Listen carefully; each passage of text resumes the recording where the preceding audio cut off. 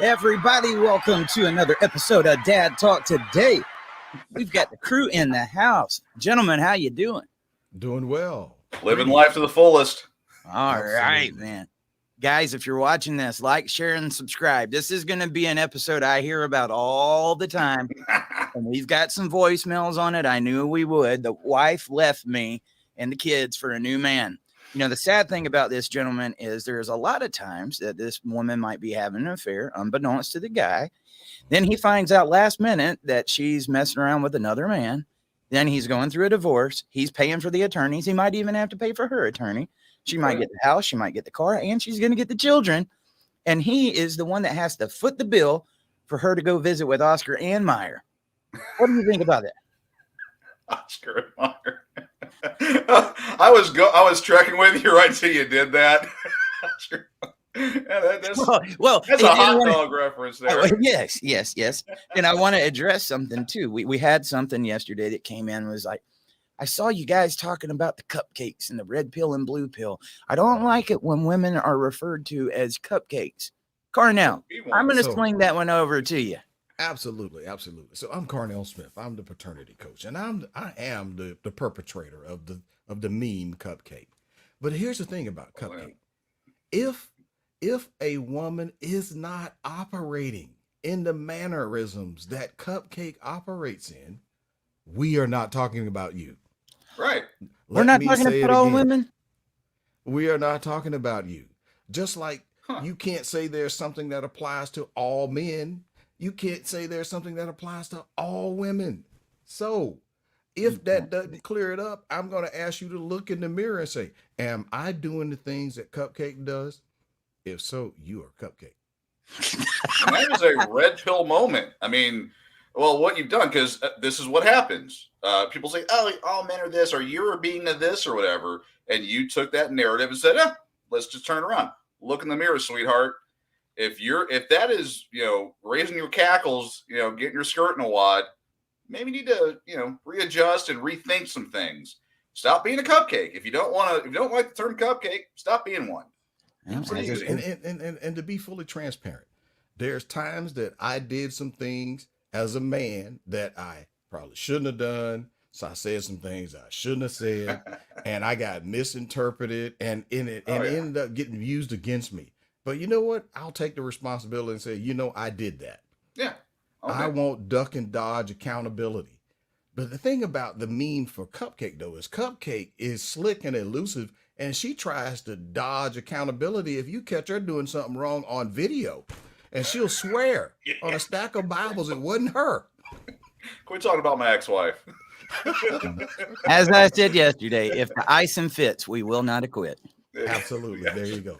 And that's a spinoff on my my tagline when I was on the Dr. Phil show. I actually said, you know what? I'm going to take that thing from OJ. I'm going to modify it. And my tagline is, if the genes don't fit, you must acquit. So when men and boys have been falsely accused of a pregnancy they didn't commit, that DNA says with 100% certainty he did not do it. Yeah. That person should not be facing going to jail or prison. I promise. I remember that too. And I wasn't trying to play off of your tagline. But could you imagine? Look, I'm not the originator. Dude, could you imagine if the OJ trial would have went on nowadays with social media, the memes that we would have saw? Oh yeah. Oh my God. Oh yeah. Yeah. All right, guys, we're gonna get into it again. If you're watching this, pull out the phone. We want you to like. We want you to share. We want you to subscribe. I even pinned a comment down there on Facebook, and that way, in case you're not subscribed to the YouTube channel, all you gotta do is subscribe there and ding that bell, and then you've got no excuses for why you're not getting the show. We're trying to help you out in every way we can. This is a very important episode, though, and like I said, a lot of these guys have went through this, and it's why I have a problem sometimes in the community saying, well, it's not about him, it's about the child. There is a lot of stuff we have just tried to cancel out, like, it doesn't matter what he's doing. Let's just keep it about the child. No man should have to go through this. And I'll go even further. No woman should have to go through this. Yeah, absolutely. Spouses should respect each other. Nobody should be sleeping outside of the marriage. None of this should be going on. And I am of the mind that if this is going on, there should be some consequences for that in court, wouldn't you think? Yeah, not cash and prizes. 100%. Yeah. Way it is set up today is there's cash and prizes for the woman or the man that does these things.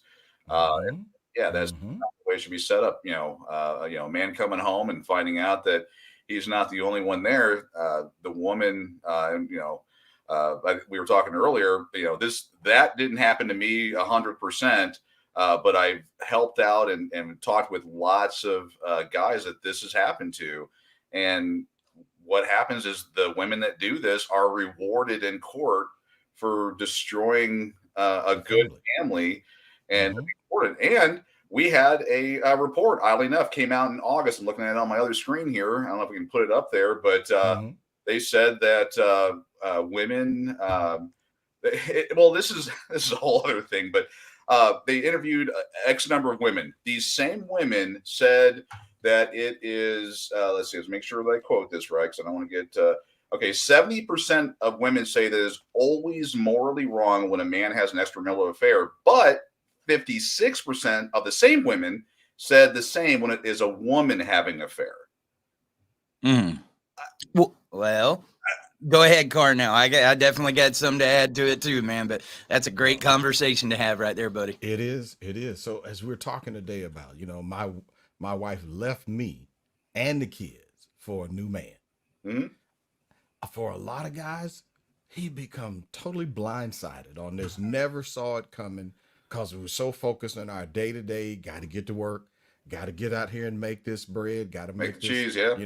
I got to get the cheese, man. I got to get the cheese so that because I love my family. And one of the ways I love my family is by provision. Yeah. And part of that provision is somebody's got to get out here and slay the dragons, whether it's with your engineering job, whether you're doing a dangerous job, whether you are active duty in the U.S. Armed Forces, a litany of other things. And we look, and here in Dad Talk, we don't talk down on dads who work in blue collar trades, because guess what? We need every last one of those men doing what they do, because this is how houses get built. This is how we keep our power on, the infrastructure and all of these other things. But because no one ever teaches us about what should we do when we become a victim of spousal abandonment or desertion. Well, you guys, you come home and you find out it's just you and the kids, and she left a Dear John letter on the table and dropped her wedding ring right there saying, hey, I'm going for Chad, Pookie, and Tyrone. And Junebug. And Junebug. Don't leave him out. And she's literally going to abandon the family because you guys are holding her back. You are cutting her flow on being able to express herself because she wants to be a real true cupcake that has wings. But that's hypergamy. I mean, when you look at hypergamy and when you get the information up here, hypergamy, it's like it is in females' nature to always go for the better resources, the one that can provide the better resources. Until she gets married, though. Yeah, that's a whole other thing. And the whole thing about shopping is supposed to have a conclusive end. But now, here's what we're talking about. Always we're shopping. Not saying that you're going to make her stay in a relationship she doesn't want to be loyal to, that she doesn't want to be respectful to her husband to, and that she doesn't want to operate in a monogamous fashion with open disclosure up front. Because if he thought he was in a monogamous relationship And she's like, because I didn't tell him, I've been in an open relationship since he Did proposed. I miss that? Did I forget? Oh, oops. Now, by the time she has abandoned the household and left him with the kids, that is not where it began. There have been things that have been happening that he's allowed himself most times to be disrespected. She goes out and stays out half the night with the single ladies. And I'm going to be honest, man, even my grandparents said this, man, ain't nothing open after 12 p.m. but legs. Yeah. I mean, 12 a.m. Hotels 12 a.m. 24 hour, And what my grandparents were talking about is, if she's a married woman and she's wanting to hang out in the streets with the single chicks and make herself part of that group, sooner or later there's going to be impact and influence by that group of peers. Birds of a feather have a strong tendency to flock together. But now, what do you do though if you're faced with spousal abandonment? One of the strategic things that's missed is that us guys will go and chase her and try to beg her and plead with her to come back. This is a mistake. You cannot make somebody do right. I did that for years. I did that. And after a while, I start talking to the guy in the mirror. I was like, wait a minute. When she was here, she made you miserable. Why do you want more of that? Then why should I may as well kick my own self in the nuts? The worst thing you can do, and I see these coaches again. We have, I'm sure episodes lined up for these counselors and all that stuff. They always say, fight for your woman. No. The thing is, in the hypergamous brain, when they're in their minds, when they're going to do X, the way the world is set up now, they're going to do X, and everything you do pushes them farther away. Your best, I mean, again, I'm not a psychologist, not a whatever. Your best bet is go. There's the door. Don't let it hit you in the ass on the way out. Yes. That's it, man. If you don't take up for yourself, nobody else is. And I'll tell you, unfortunately, you guys are bringing up a good topic, again, that I don't think is talked about enough. For us that believe in the nuclear family, we want to have that family. We love them. If our spouse makes a mistake, we'll try to stay on in there. So we'll make excuses. And you know what, baby? It's okay. You went out and you talked to Oscar, you talked to Meyer, but guess what? I'm going to stay with you. I'm going to try to look past this. And guess what happens? They find out I just got to pass. Can I do it again? Right. Anytime they're reward bad behavior. I was going to argue with Dad Talk today, man. There when you were like, "Oh, we're going to give him a pass." I'm like, "No, no." I was that guy. Pass. Yeah. Okay. What happened? It happened again. I gave another pass. What happened? It happened again. And I'm going to take that red pill. That is take that red pill. That's why we talk about the red pill. I was blue pilled and I just kept forgiving and I just kept putting myself through more hurt.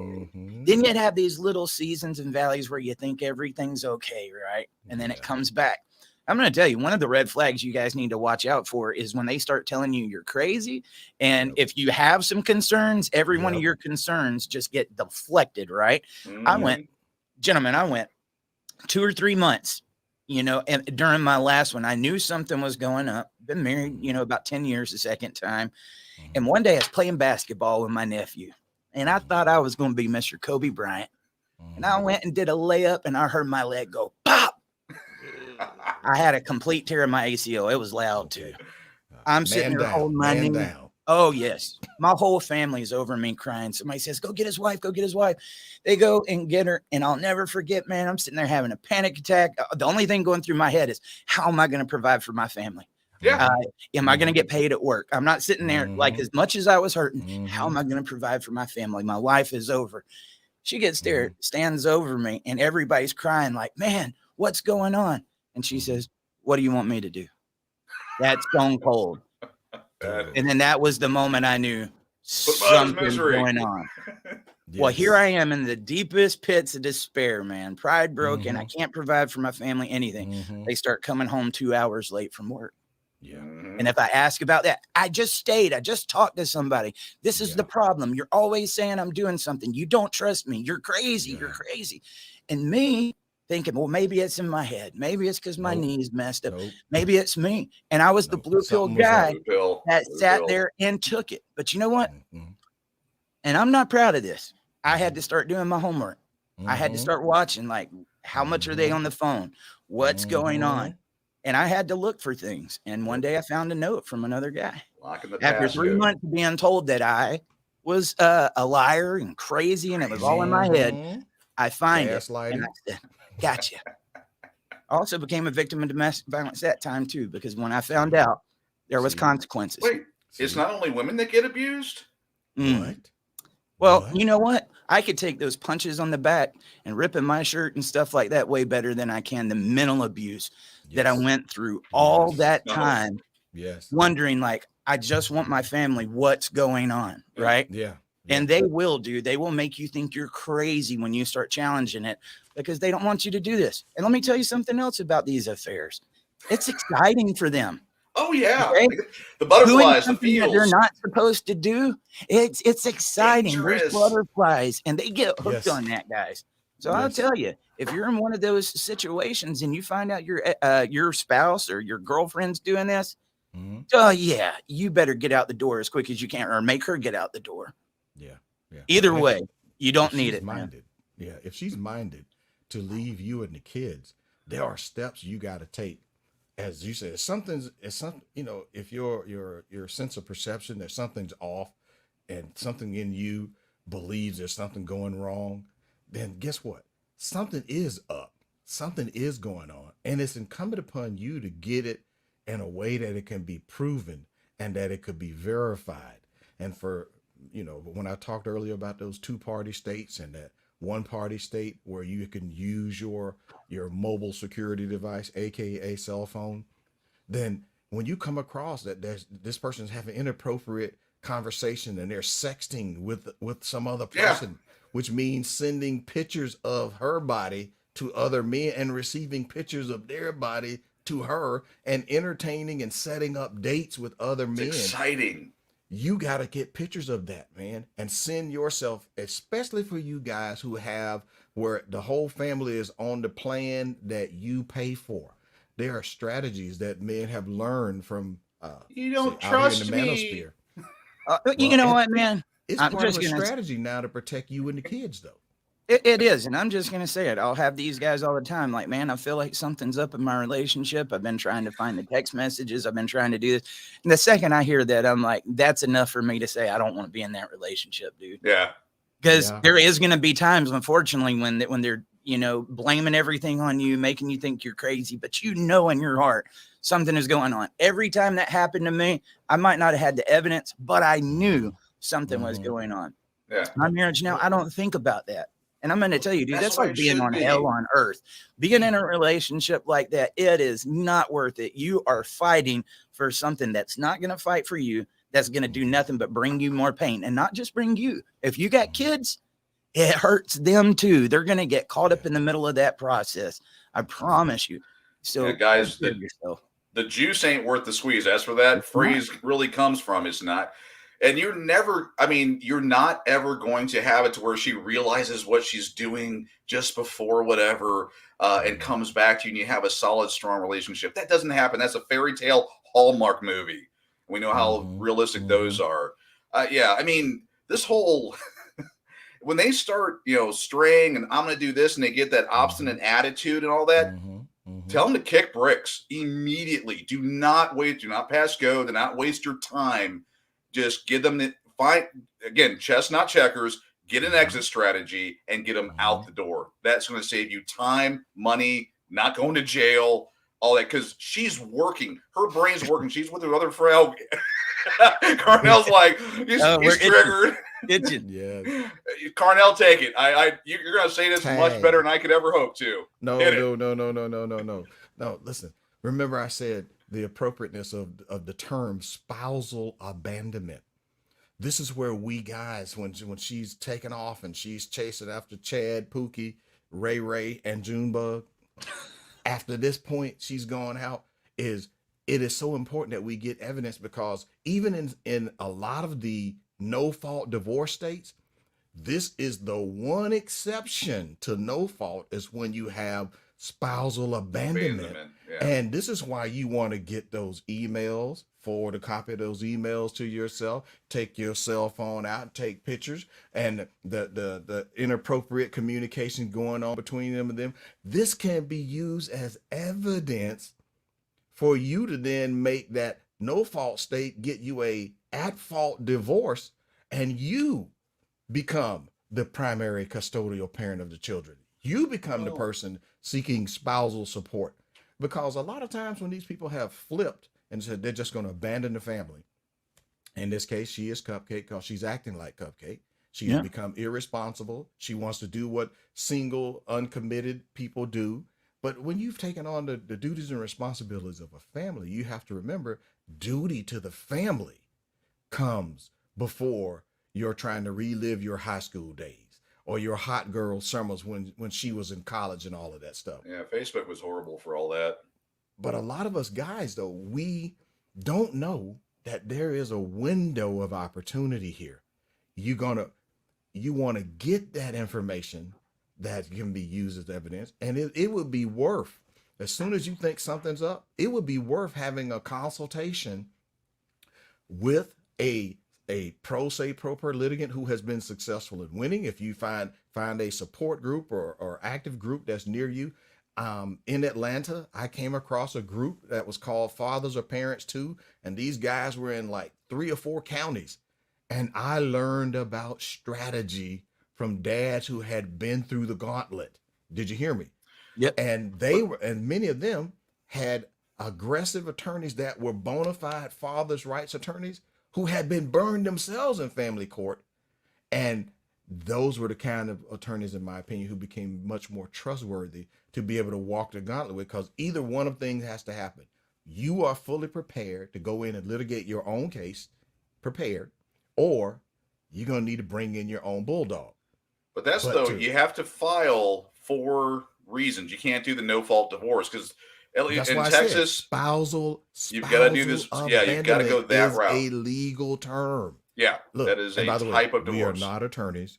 We are not giving legal advice. You can Google the term spousal abandonment. Yeah. But see, just because you said so, and she just goes, I just took off on a 6-month tour with my girlfriends, and I was visiting family in Mississippi, Kentucky, Paris.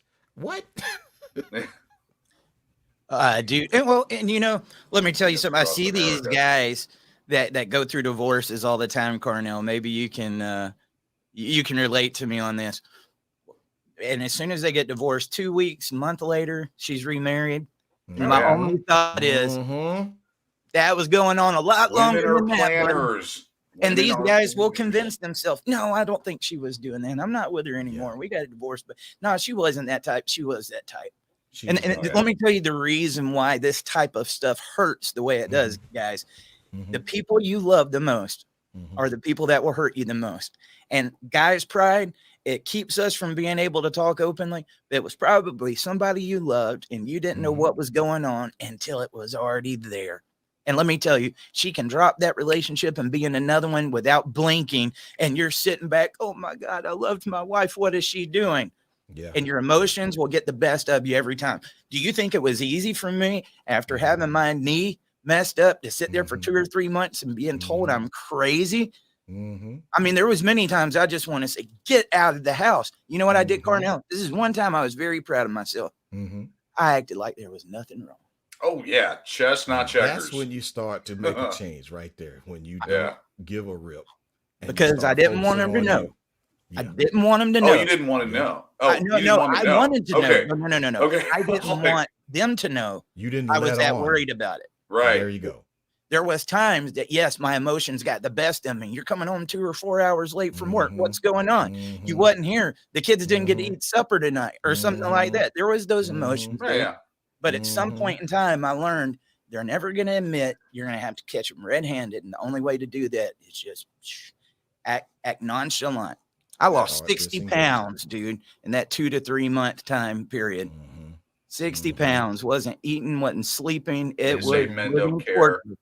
But I did my best to make sure that they thought everything was okay. And, you know, I know this is a future episode, but I want to bring this in we talk about how dads are attacked in culture. Yeah. How have affairs been glamorized for women in novels, in movies? I mean, my wife would get a little upset at it. I've told Dwayne this on several shows, but one of our things is we'll watch Hallmark movies together. Yeah. I'll go and I'm like, okay, you put up with a lot with me. I'm going to put up with these Hallmark movies. But we got the Hallmark channel. It's only like $5.99 a month. Amazon, you get sponsors for that. And we watched about 5 or 6 movies, one each night. And then on the last movie, I looked at her and I said, do you see a recurring theme in these? And unless you're really looking into it, you don't see it. Every one of those movies, woman starts off engaged, but she's got to go off somewhere for work, or there is a relative that was giving her an inheritance or something. She gets over there. She has a nail in her tire or something, and then all of a sudden in the distance is this man pulling up on a horse, like, I'll save you. Here come my. She's always a 2 or a 3. Yeah. Well, on the sexy scale, she's like a 2 or a 3, barely a 3, and the guy's always a 10. I don't know. I mean, it's just one of those, though. Like, by the end of the episode, the new guy comes and helps her because the old guy was controlling, and he saves the day. And no matter how you look at it, it's glamorizing adultery. Yeah. Right. Yeah. And that's the most innocent of shows. Okay. That's when we're talking about Hallmark. But Brandy's red pilled. Dude. And when you start getting red pilled, you will look at all these shows in a different way. Well, I've red pilled Brandy. She used to love Hallmark. We were joking about this. She loves Hallmark until like a year or 2 ago. She's like, I can't watch this anymore. You've red pilled me too much. She can't watch it and go. The messaging. Oh yeah, she again, her evolution over the years. First, she liked me, it was all good, and she's like, you're kind of crazy with some of this stuff. And then now she's like, here's some more red pills, have them. It's awesome. You know what, dude? And that's what we do, is educate a lot of these women. The good ones don't know because they're not the ones that are doing it. But there are so many cupcakes out there, guys, that do this. And they say 70% of the time, I think, or more, women are initiating divorce. Yeah. I mean, we don't have the exact numbers on there. I guarantee you it's the highest part. That is where affairs are happening. Yeah. And so I went to look in statistics at this. It still says that men are like committing affairs way more than women. I would challenge that. I would challenge that, dude. Listen, it's not what the data says. What does the data say, Cornell? Because the ones that I picked up made it look like it was happening 4-1 with men being this. Were you on womenshealth.com or something? Yeah. Vanity Fair. This is my Cosmopolitan magazine. If you were to look at the YouTube videos, there's the history that they were promoting this hot girls lifestyle to married women, that you can do everything that the guys can do. All right. Now, here we're saying on Dad Talk, nobody should be cheating on anybody if you're married, especially if you're in a married, committed relationship. I say, man, if you want out, man, end the relationship, cut the cord, set them free, and go do you. By the same token, Cosmopolitan was promoting to married women that, girl, you're not really living your best life unless you go out and have you a couple of guys. You got your husband, and you got your 3 side dudes, Chad, Pookie, Junebug, and for a good measure, add Tyrone in. And they were promoting this as a way to get women to pretty much start to distance themselves out of the nuclear family. And here's some side effects. If women remained in committed family structured relationships, they reduce the overall financial impact to the economy, because instead of you needing an apartment for her and an apartment for him, they reduce their expenses together by them living together as one unit. But if you could convince her that she was missing out and her being married was holding her from fully expressing her cupcake wings and going out there to be free, because you're strong, independent, and you don't need no man. And guys, if your woman ever tells you that to your face, you agree with her that she's for the streets, and that from the street she comes, and from the street she shall return. Yeah, that's biblical. I'm with that, man. But guess what? but a lot of times us guys, we have been kind of duped into some of the Disney fairy tale that all of the ladies operate with honor, integrity, like the virtuous woman. And today, in the 2000s, I'm going to dare say, hey, those of us who are married today, like the three of us, man, I don't think I would be out shopping in the marketplace. Oh God, today. no. If I got a unicorn. I'm good. I was going to say, I got a unicorn. Well, not American. Yeah. I hate to say it. American women are the worst, man. American women are the worst. I've seen some of the other countries. And any other country that has adopted radical feminist ideologies to the point to where they view motherhood and marriage as some sort of put down for women instead of something that they should be heralded for, right? And what's amazing is a lot of those women who take off and chase this ideology, they try to come back to that guy that they did wrong and then have the audacity to be upset when he won't even talk to her, much less get in a relationship with her. I mean, the guy will look at her with a straight face and say, you know what, Cupcake, you convinced me that you were for the streets. I'm fully persuaded that you're for the streets. And at this point, I wouldn't even come see you at a dog race if you were running in first place. I won't pay $6.99 to see you every month. That's not happening. On OnlyFans. Why do they always try to come back? What? Because I know why. I know why. Okay. All right. See, after they've run the gamut with Chad, Pookie, Ray, Junebug, those guys never were relationship minded, and many of those guys, they're at such a top desirable status level in the sexual marketplace. 5%, yeah. That all of the women in her circle were chasing him, include that group of single women she was hanging out with. Yeah. All of them were competing against each other to try to get him, and he knew he didn't have to commit to none of them. Exactly. He didn't have to take them out on dates. He didn't have to buy Valentine's Day cards. If anything, they would be cooking food and bringing it to his place to do Netflix and chill. Yeah. And then they later, when the clock starts to run out on them, let them start getting past age 30. They hit the wall. The desperation goes up radically. And for the guys, man, when we start to see and appreciate that we really are the prize in the relationship, because in the later years, the second part of life, if you are a woman who hasn't built up your financial war chest, you're going to need some help in your latter years. Why it's important for us guys to not give up after we found out we're in that relationship. Okay, then we need to do everything we can to protect ourselves and the kid. And we need to use those laws for spousal abandonment. And we need to work that thing to our advantage and get it down. And then we do what we do to help our kids prosper, be successful, and be well-rounded the best we can. All right. But now, just like a boomerang, we know that she's going to try to come back. I know, this is hilarious. No, it's not. Let there be no door. Let there be no door for her to come back to. I would say don't be a problem by interfering in her relationship with the kids now. Right. All right. Don't you become a parental alienator, but do protect your kids. All right. And if she's dating Chad, Pookie, Ray, and Junebug, who is a convicted pedophile or a sex offender, you do need to at least know where your kids are going to visit their mom. Just like if you're the mom, you need to know where your kids are going to be with their dad, right? Yeah. Oh yeah. But this requires being mindful that everybody's not thinking with the focus of what's best for the kids.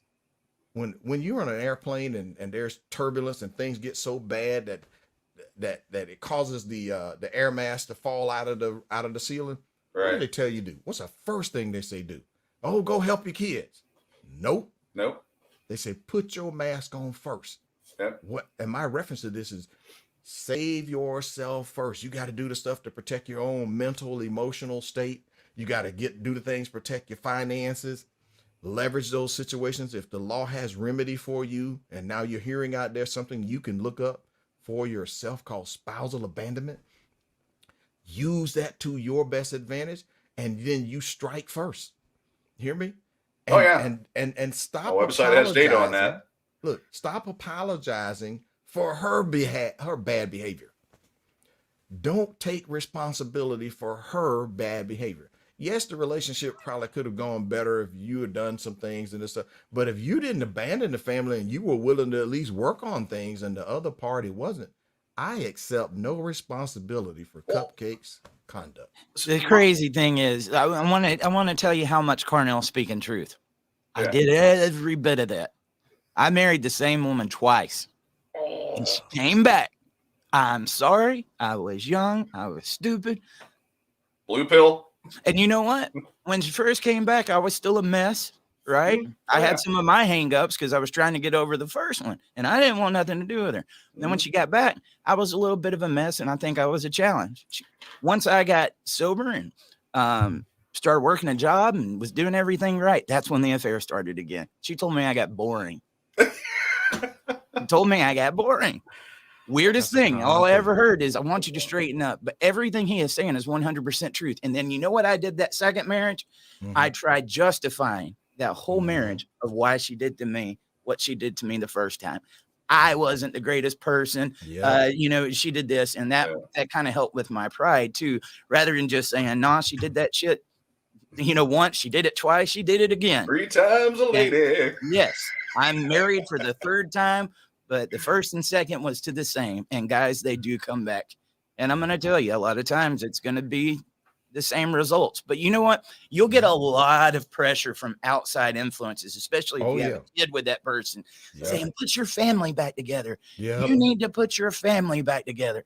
Guys, you learned one of the most important lessons out there. I am glad and I commend you that you have a heart that you would like to put that nuclear family back together. Absolutely. That person has already proved to you they can't do it. It is not in their tools to have a relationship. They don't want to do it. No. And the second that she gets a job or something and you guys haven't been talking because you've been busy or whatever, and that guy comes by her at work, dang, girl, look at those pants. It's over. It's over. A hoe's a hoe. They're easy. Oh. Well, guys, Lauren Jackson on YouTube said, my wife abandoned me in another country while pregnant. However, according to attorneys in Alabama, that doesn't mean anything unless a year has passed. She has only given me 13 hours of time with our son. I can only, he did say something. He said, I'm active duty, so there is no option for me to be in Alabama. Did not call out the armed forces? The armed forces, that's what I said. You know where I'm at, Carnell. I'm near Fort Benning, Georgia, one of the bigger army bases in the country. We know when the guys go overseas because the clubs are packed. Yeah. And that is just, and it's full of cupcakes. Full of cupcakes, guys. I mean, I hate to say it that way, but it's the truth. And when we talk about this, you're not talking about men that want to come on here and bash these women, just call them cupcakes to be doing this. We're all guys that are married, love our wives. And you know what? A good woman in your life can be one of the most, one of the best things that you will ever have. And so we love women. We respect women. Asset to your life. Asset to our life. Especially the cupcakes. She is an asset to many people. Liability as soon as she walks in the room. Refined sugar. It's exactly. But we got several voice brothers. Yeah. Speak to our brothers in the armed forces. Yes. Yes, absolutely. For a lot of the guys, their problems start when they rush to get married before they get deployed. And if they would listen to their commanding officers and a lot of the older guys that's already in the services on the front end, I would encourage and say to anybody, if you know you're going to go active duty and you planning to do more than, that first tour, I would say to you, under no circumstances, get married till you get out.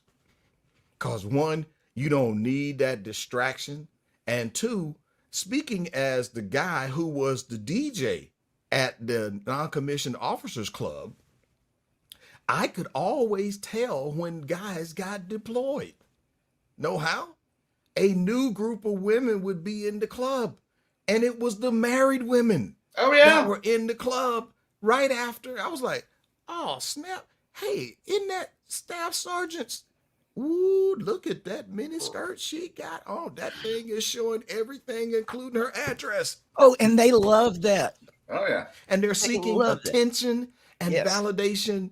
And guess what? And for some of those guys, while they are deployed out of country or even in another state, you get these Dear John letters, and their commanders are having to help this guy, cause you know the JAG doesn't help you with family law cases.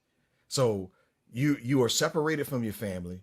You don't you most cases you're not making an income comparable to what you would be out of the military in the free market. So hiring an attorney without some help from your family, and you can't be effective at representing yourself because you don't really have the time to commit to learn how to be a pro se litigant while you are active duty.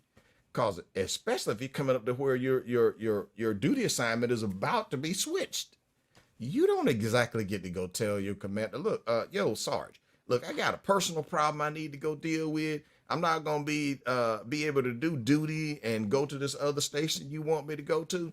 I'll holler at you when I get done handling my I still need my M16 though. and I'm gonna need I'm gonna need my 45 too. I mean, just for protection. Yeah. Now, We've look, got it.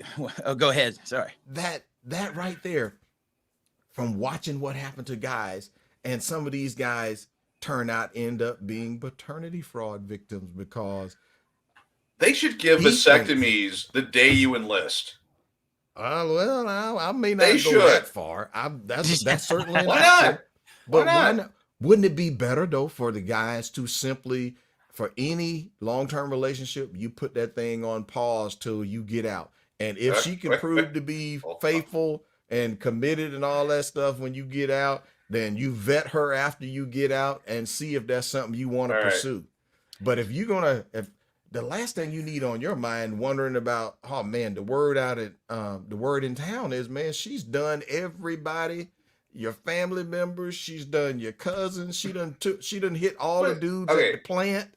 See, well, that we didn't mean for you to do that when we said all in the family or welcome to the family, All in the right? family. And we got to get to these voicemails because we got several voicemails on it. But this is an episode that could go a lot longer. You could do a series on that too, because these are guys that are going to fight in these wars overseas, and when they come back, they find this out, and their service will be used against them. You've had PTSD, you've had all these other things, and the veterans get a double dose of everything that we're talking about here in family court. And look, man, maybe you did. You're one of those guys you married and you went over there and you came back and you thought everything was all right. They're not going to tell you. No. Unfortunately, they're not going to tell you. I think this should happen with everybody, Carnell, but to give some protection for our men that are in the military, we could at least do mandatory paternity tests for these guys to make sure that's his kid. Benefits. You want him to protect our country, but you don't want to protect him. And that's what gets me with these politicians. They will sit there and use these veterans to get some support. And on 4th of July, Memorial Day, oh, we appreciate our armed forces, and you don't do a damn thing for them. You don't. Won't help him see his kids. Going on. Look, they won't help him see his kids. Won't help him see his kids. And then you use that service against them, that thing that should be honored. I appreciate any of our guys that have fought for this country. Thank you. Thank you because you do that. I have my family and I live free. You're the reason we are doing this. Yeah, we're able to talk and we're not speaking German or some other language or whatever. Oh yeah. I mean, without y'all, we wouldn't be here. And you know what? I'll be honest with you. We might not have been able to do that, but we can fight for you here with our voices like we're doing right now. These conversations need to come out way more. And I'll be honest with you. It's happening more than anybody could ever imagine. I guarantee you, I'd say the majority of relationships probably nowadays are dealing with this issue.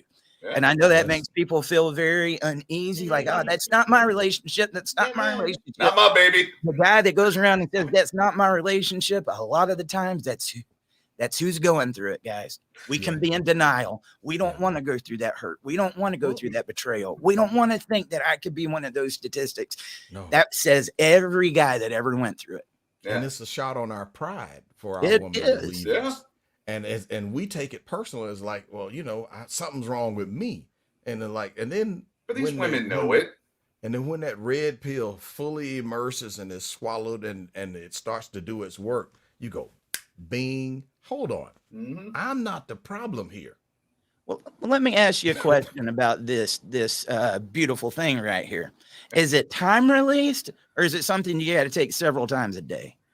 I think you got to start out with a dose and you got to keep on taking it. Because the tendency is to revert back. If you allow people to say, well, you're supposed to be a doormat for her and you're supposed to put Cupcake on a pedestal to the point to where she's superior to everybody in the house. And that, you get ready. I'm going to take some smoke over this. What is that? Yeah, there we go. What is that phrase about happy wife, happy life? I vehemently disagree. 100%.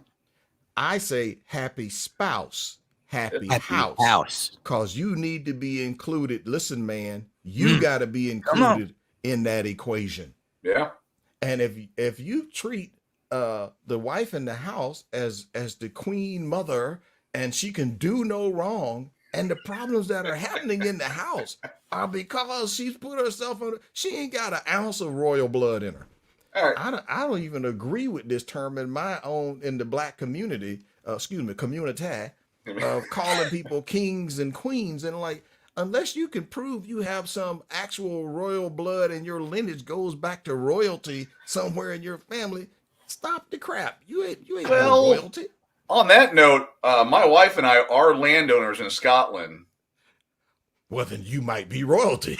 So actually, we just got our picture back of us. Hold on, I'll grab that real quick. All right. Okay. Well, the other part of that, Cornell, like I got some buddies that live over there in the Kings. Look. That's not somebody you would want to be compared to.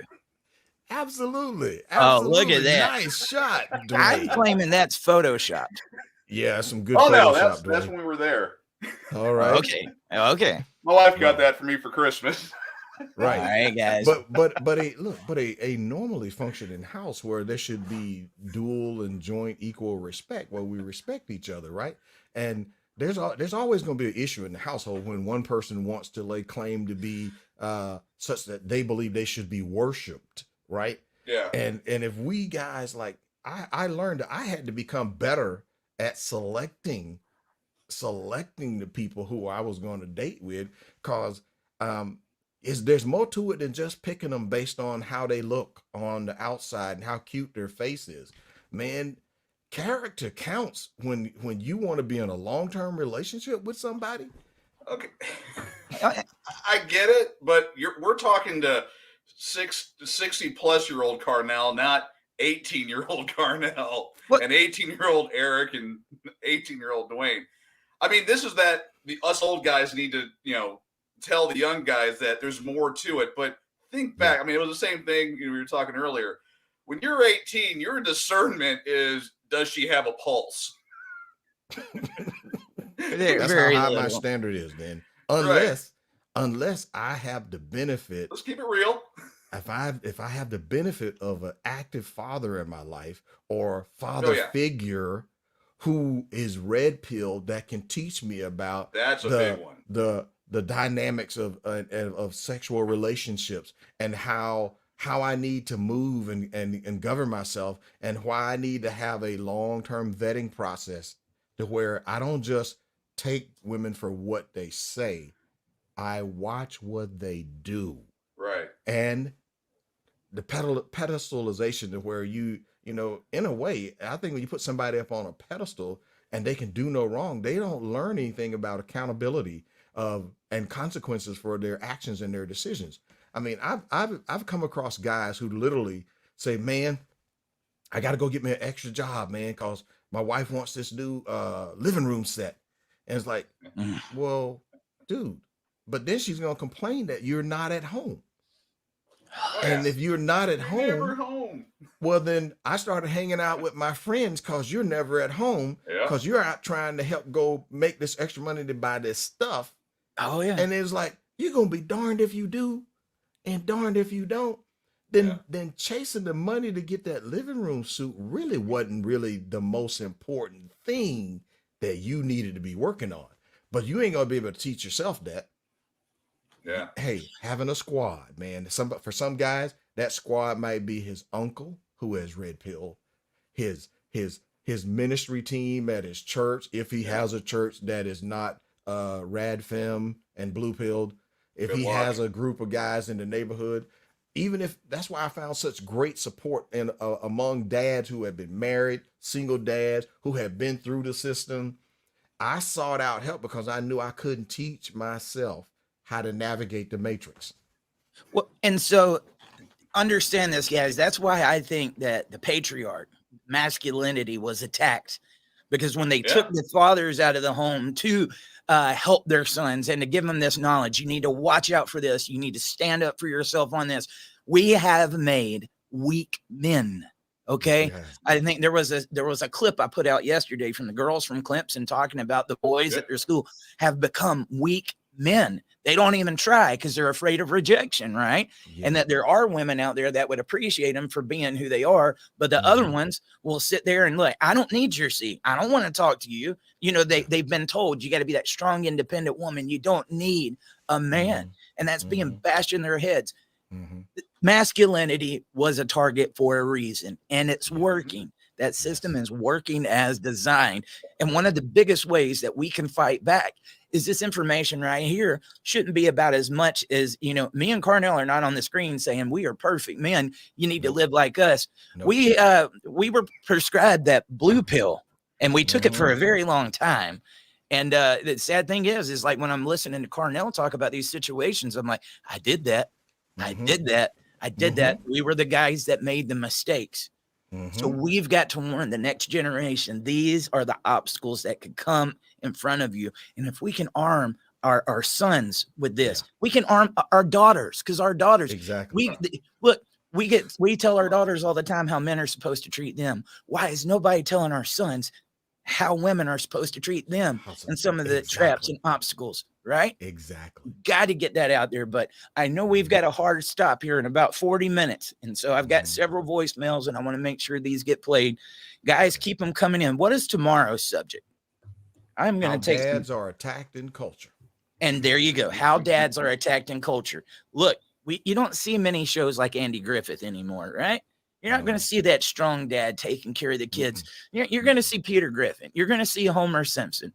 The only one that I relate to the most out of anybody nowadays is Al Bundy, really, to be honest with you. We look at Al in a little bit of a different light now. I'm more of an Archie Bunker guy, but that's just me. But we're going to talk about how dads are attacked in the culture and some of the things that not just in entertainment, just the message of how masculinity has been being attacked, because here's the consequences that we're talking about right now. Weak men that are so weak and thinks that happy wife, happy life is such a true thing that when she's cheating or she's doing all these things, it's putting him through living hell. As long as he continues to make her happy when she's making him sad, he's doing his job as a man. Bull feathers, as Carnell would say. Bull feathers. Your happiness matters too. All right, guys. Getting into these voicemails, 762-441-0281. Hey, Eric, this is William. I'm from the state of Washington, around the greater Seattle area. Anyway, hey, love your show. I've been following it for years. Been helping me through my whole plight over here. But anyway, today's topic, or tomorrow's topic. Actually, it was my fiance at the time. She left me for another woman.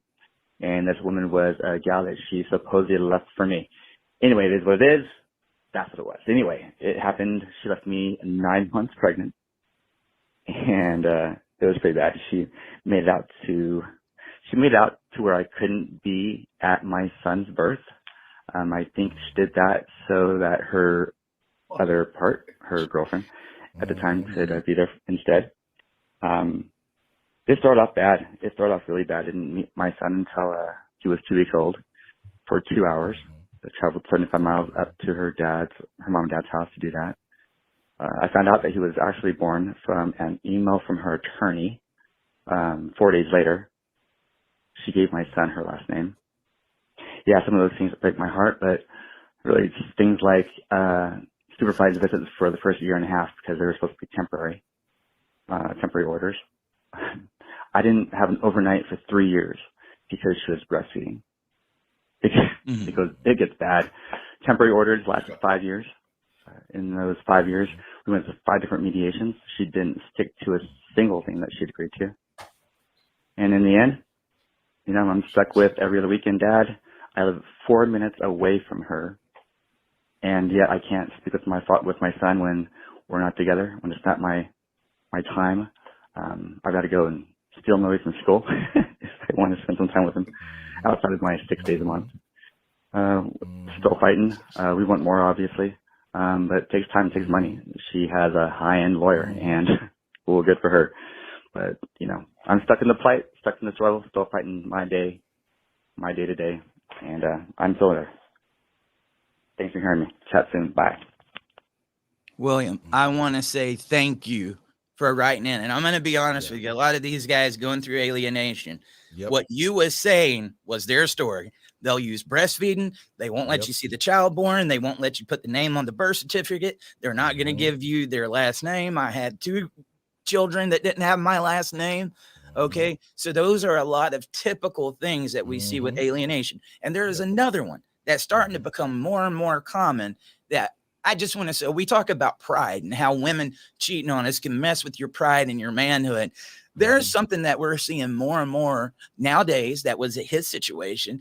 His wife left him for another woman. Okay, dude, you're not alone in that. You are not alone in that. And I encourage these guys to speak up about that, to let people know how much that's happening. But I just wanted to say, I know it can be a blow to the pride, but dude, it could have been anybody. Just get over that. Do what you got to do for your kid. And I'm telling you, you're not alone on that. I'm going to pass it to you guys. Yeah, man. Well, I mean, Violet in the comments, this is so wrong. Why do women do this? I call it, it's hypergamy. And again, you got to look that up on what that is. It's basically, they equate it to monkey branching. They're always looking for the better resources and all that. And they live in a society where they've been taught usually by their mothers and other women that it's okay to do that. And then you got these simp men, these beta males that, soy boys, let's go run through the whole thing. But they got these guys that are like, oh, no, you're this, and encouraging them. And then when they get emboldened and empowered, they seek the destruction of men because ultimately they're not happy. At the end of the day, Haslow's hierarchy of needs, everyone in college has heard that. Their needs aren't being met in some way, whatever that is. So they do this type of stuff, and it's about exerting power and look at me, but ultimately they're not happy. Why do bullies bully? Why do, these things happen? Because they're not happy for whatever reason. Now Eric's like, I got something, but I want Carnell to go ahead. I know I saw both of you kind of do this in the middle of that voicemail. I think it was triggering. Let's hear what Carnell's got to say. Well, I'm just going to say I can relate to the gentleman, but not specifically in the capacity to where my spouse left. In my case, she revealed who she was before the wedding. She was my fiance, and but I can tell him, I was like, man, please do not think that what she did, and she's wanting to experiment with her sexuality and all that stuff. This is not your fault, and this is not on you, because she could have done the very same thing with Chad, Tyrone, Pookie, and Junebug. Okay? Absolutely. So her destroying the relationship that you guys had, that's 100% on her. Right. And now I'm saying that you are within 4 minutes of your son, and you're not allowed to see your son unless you actually go to the school and intervene that way by spending time with your son outside of the court order.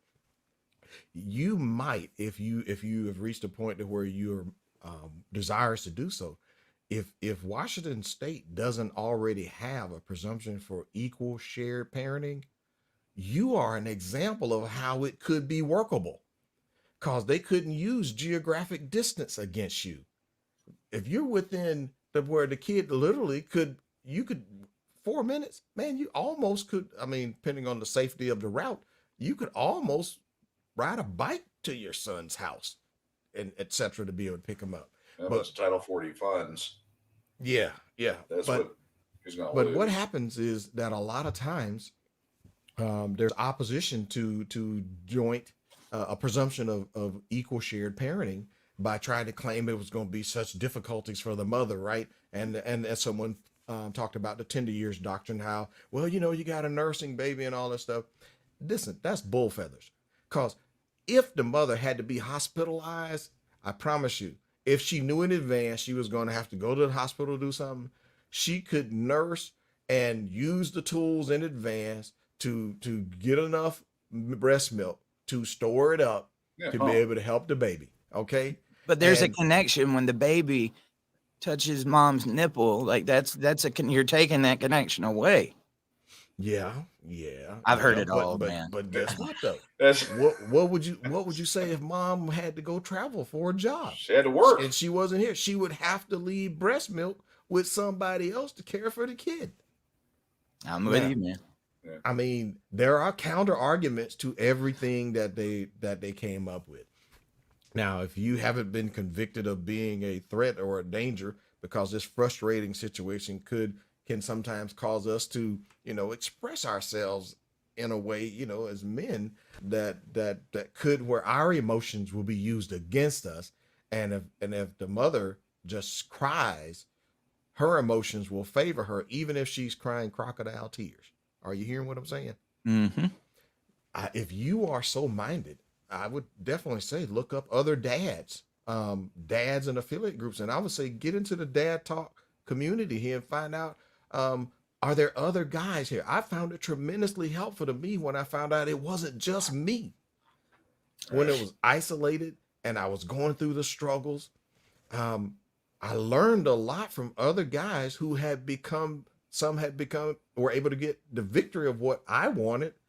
I didn't achieve that myself because I was sort of nuked when the mother moved to another state. But if you're that close, 4 minutes away, I believe that there might be some ways you could help yourself get more. But one, don't give up. Two, don't take the blame for her experimentation with her sexuality. That's not on you.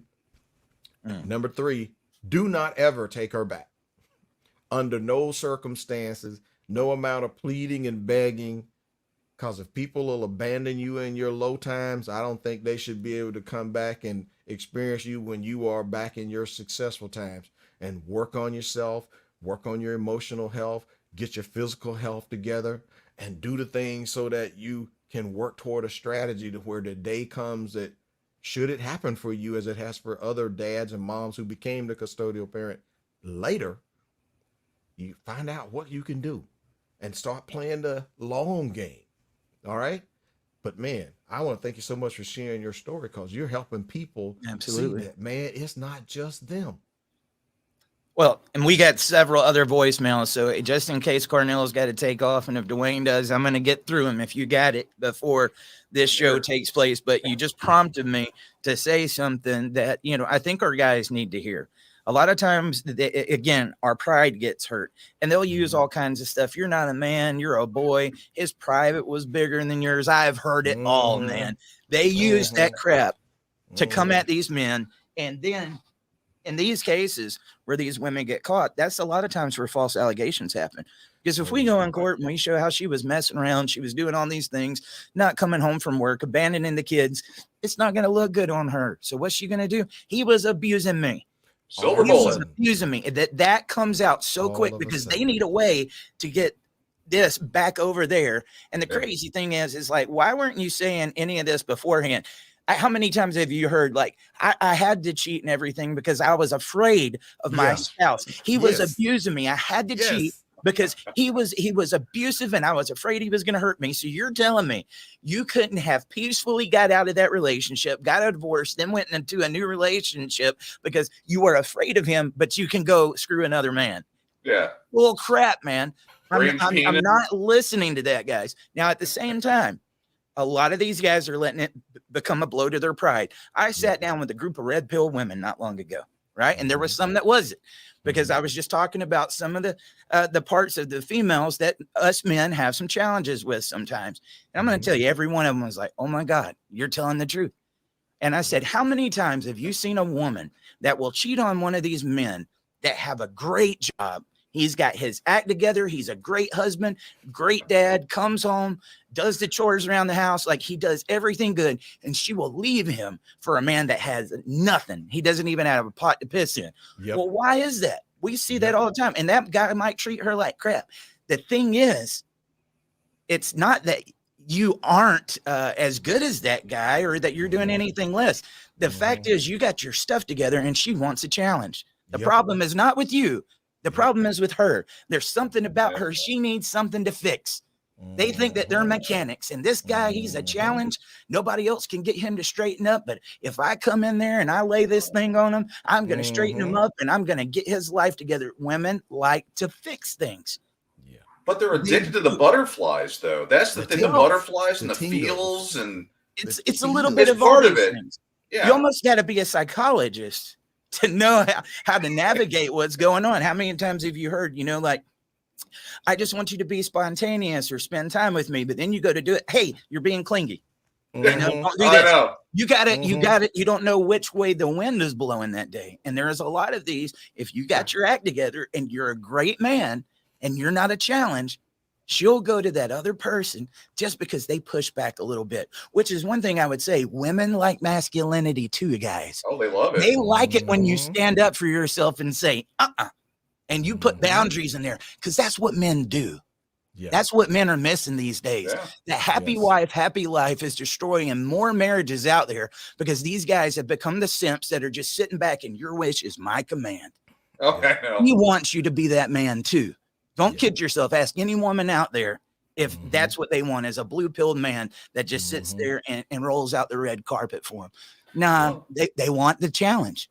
What part of 50 Shades of Grey was most inspiring for women? I mean, it sold millions of books for a reason. It was a guy was being very masculine and very whatever. Now, they try to simp him up at different times. That's a whole different part. But women, they like that confidence and security. And when you become the everyday whatever, they go out and look for that they want the feels. They're hooked on the feels.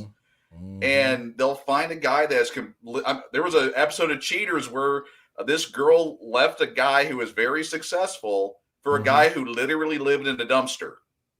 Left him because he gave her the tingles. Well, because he probably had some masculinity in there. I think masculinity probably provides some of those butterflies. If you want real men like they ask for all the time, then let men be men, right? And celebrate them for being men instead of telling them everything they do is wrong. So that's go ahead, buddy. A little bit of that. I'll challenge a little bit about her letting men be men. I think it starts with us. That once we are men. Because we are men and we need to become unapologetic about being men who believe there's order and structure. There is a way to do things. Now, if I was smart enough and brilliant enough to where you thought I was such a great provider, protector, and all of that stuff that you wanted to nail me down, for a lot of us guys, we didn't know it, but we were not her first choice. Oh, no. Come on now. We were the stable guy. We were the guy who was going some places, and we started to cater to her, and she kept us on like, okay. Kept you in the friend zone. Okay. Well, you know what? Chad, Pookie, Ray, Tyrone, and Junebug won't give me a wedding ring, but he will. In fact, it's time to promote him out of the friend zone and elevate him to boyfriend status. So I can pay for my time with Tyrone. And then, make him think he gives me the tingles. Because when I wasn't red pilled, I thought that somehow I was the guy giving her the tingles, right? No. And my selection criteria was so wrong. And I kept lowering what I would put up with from her. Yep. but I kept tolerating stuff. Yeah, I done messed up AA wrong, right? But during this time when you are separated from her, and you know you dealing with this situation where she done took off and you got the kids, you know you got to take care of the kids, right? But you also got to take care of you, and then you got to get some. I said some good help with somebody like Tom Golden, you know, male focused therapist. There, he could tell you about others who are like him in this community that could be helpful to you to help you deal with, why did I pick this chick? Because after I look here on the back end of it, my picker, my picker is terribly wrong in picking what is good for me. Yeah. Well, you're pecker too. Well, you know, they said pickle pepples. Using the wrong head to select for a long-term relationship can be disastrous. And it's worse when you're 18. That's the kind of I was talking about earlier. When you're 18, I was married at 18. Yeah. And that can carry on. And that can carry on to 30 and 40. If you haven't addressed, why do you keep picking chicks like Cupcake? Thinking that, oh man, all of her 12 relationship has failed and it's all of the other guys. Man, when I told you my family helped my ex-fiance, and then next thing you know, she ends up dating my sister's fiance and ends up getting married to him. He thought he had won the prize, right?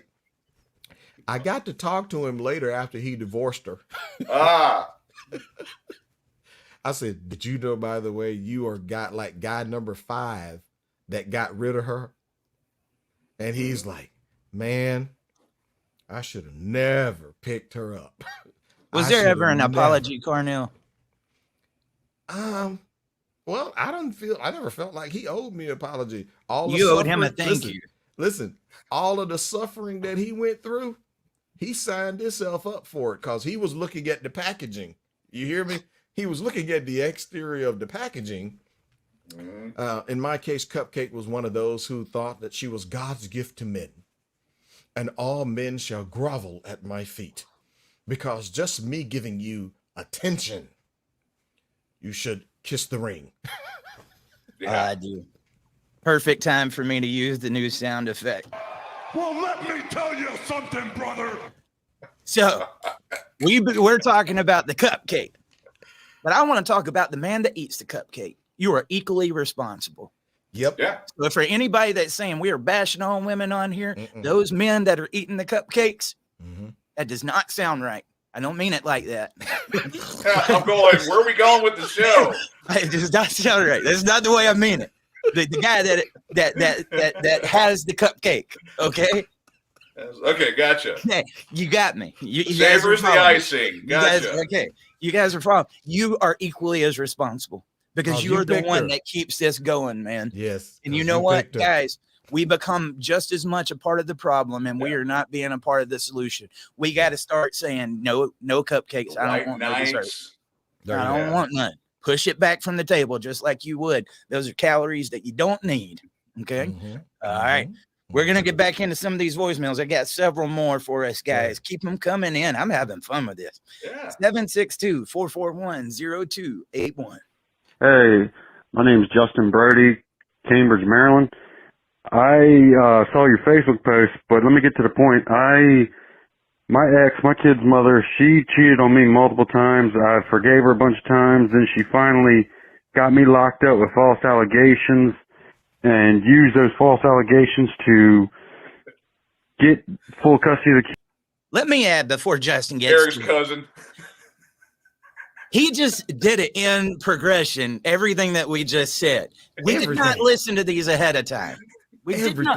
Everything that we just said. That's why Red Pill and Cupcake. Let's keep going. Kids made me fight for years for him.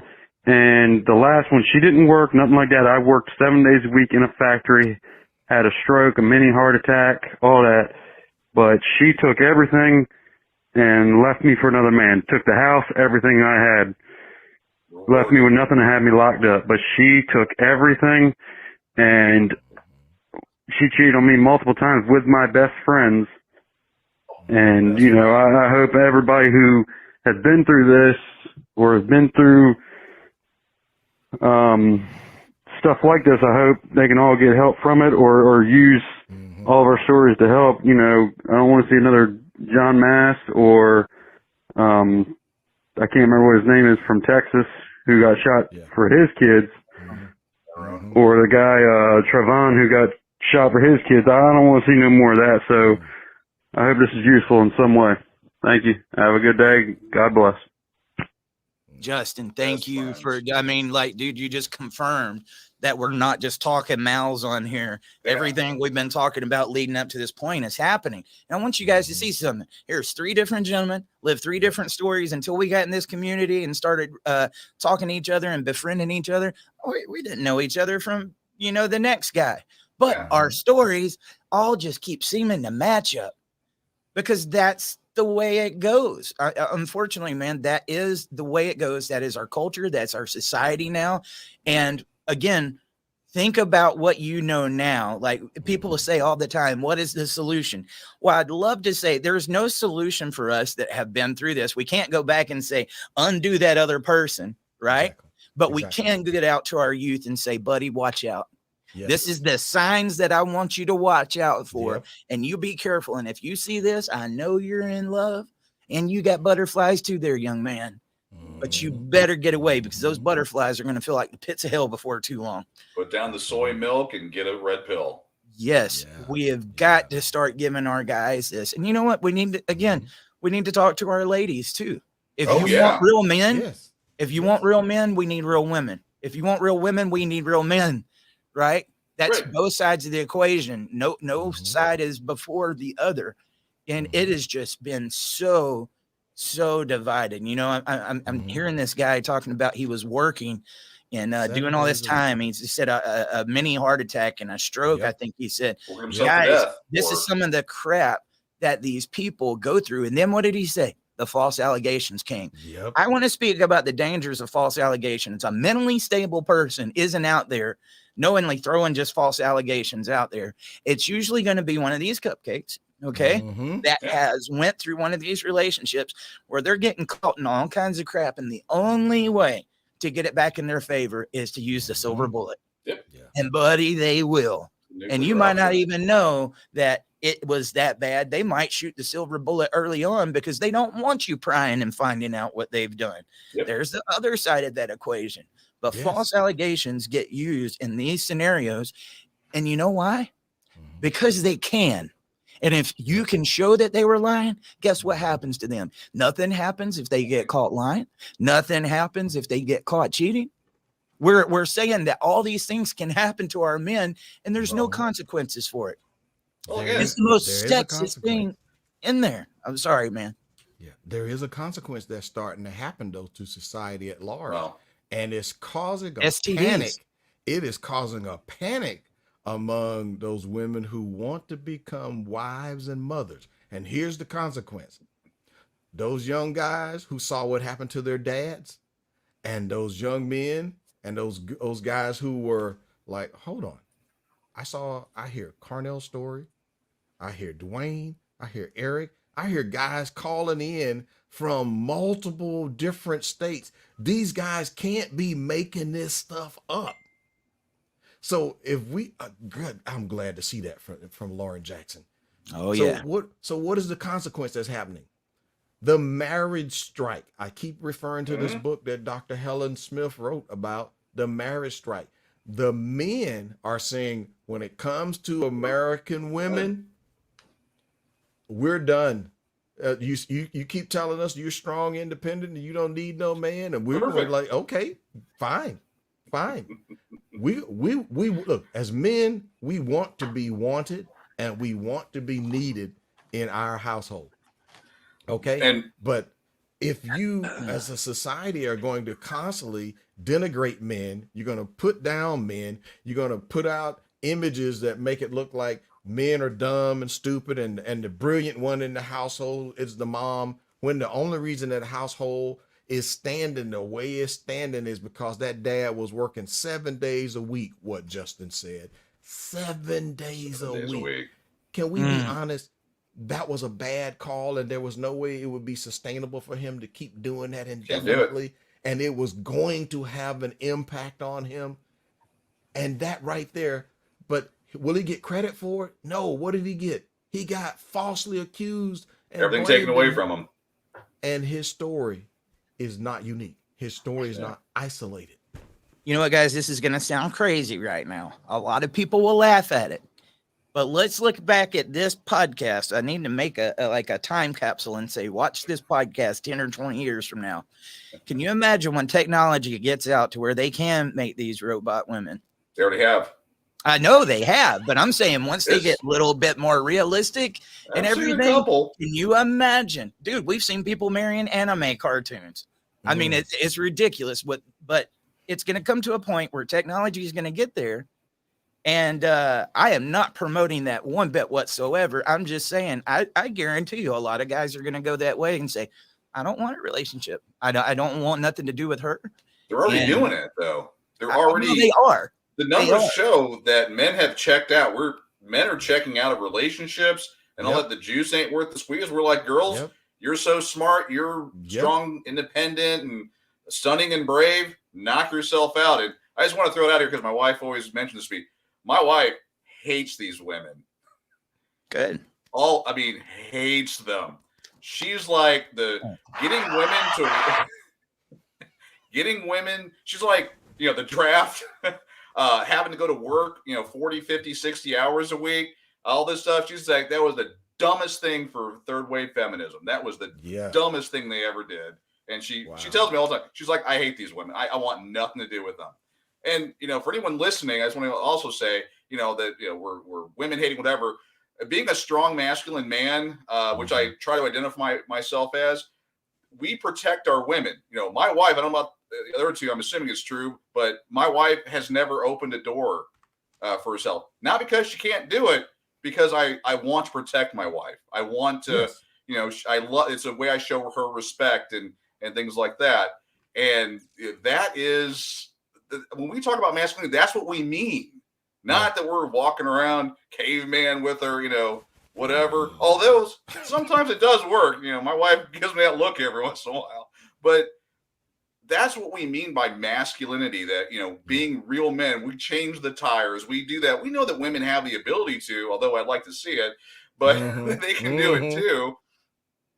But that's all part of what masculinity is. I'm sorry. I'm going off on a rant. I don't want to. No, it's okay, man. Somebody brought. Oh, go ahead. I was going to say somebody brought something up in the comments, and we are not going to be able to touch on it right now because of time.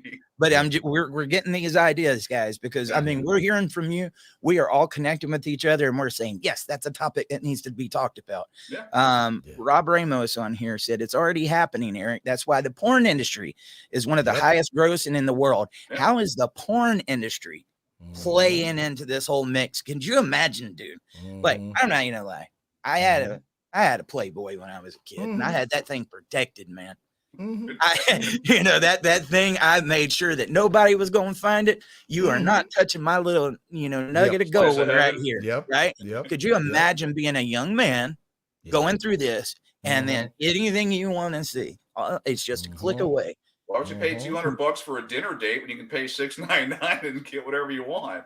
Well, exactly, man. So that is a future topic. How is the porn industry playing into all this? But like I said, I'm a man of my word. We're going to get to these voicemails. I know we got Carnell's got to get off here in a minute. So I'm going to try to get through one more. 762-441-0281. Okay, I got 3 minutes. I don't even need that. Thank you very much for what you guys do. I love the site. I love you guys. I'm one of the lucky 17%. I have full custody of my son. The only problem is when he goes to his mom's every other weekend, she loses the child molester. Whoa. Which I learned about after a year that he was there. Whoa. I don't know if there's any federal or any action I can take. I called CDS or GPS, and they pretty much said, yeah, you did this and this and this, but there's nothing you can do. Mm-mm. If anybody has any advice on me for that, I would love it. Listen to you guys' show. I love it. Thank you. We're all single dads out there, and we all fight for one reason, our kids. Mm-hmm. I'm a single dad of a son, Mm-hmm. and there's, nothing in this world that matters more. So, if there's any advice out there, I'll take it. Thank you very much. Hope everybody had a great holiday. I love you guys. You guys that are fun. Thanks, man. You know, one thing I'm going to say is what the caller is saying is not uncommon. Mm-hmm. I think one of the highest rates of molestation and stuff comes from stepdads, if I'm not wrong. Okay. And the mother's boyfriend. And the mother's boyfriend. But let me say too, though, because I see trouble on both sides of the aisle. No dad should have to worry about his child being in the house with a man that's committed this. What if this is a former dad that was with a cupcake that made false allegations? Yeah. And now he's got this on his record too. That's why I say the sad thing is there are kids that these disgusting acts are happening to. At the same time, there's some of these guys that get in a relationship. Hey, he's in a relationship with your ex. I don't know what she did towards you, but they end up getting a relationship with somebody like that makes these things. And then that becomes a part of their record, because even if they can prove it wasn't true, there's going to be a stigma for the rest of their life that you are a child molester because you got accused of it. You don't have to be proven. Right. If there is a proven child molester, that is very concerning. Because let me tell you something, as much as we're talking about today's subject and how if a woman cheats on you, she'll do it again. If a guy is sick enough in the head to mess with a little child, many times they'll do it again. Oh yeah. You know, and that is, dude, I would be irate. Cornell, I'm sure you've heard this scenario before. I wish I had a solution for this man, but maybe you can add something to this. First, I thank him for the courage to where he was able to speak up on it. Yeah. I really am grateful that he is speaking out on this issue. He's got a situation that if this person is a registered sex offender, this can be used in a hearing to push for supervised visitation for the child, and that the child cannot go to the mother's residence, because at this point you're being the protective parent, and we have to question the judgment of the child's mother to be in a relationship like that and not be thinking about the potential repercussions to her child. And they will. And by the way, for the people who have taken the approaches to take that issue to court, prepare for it.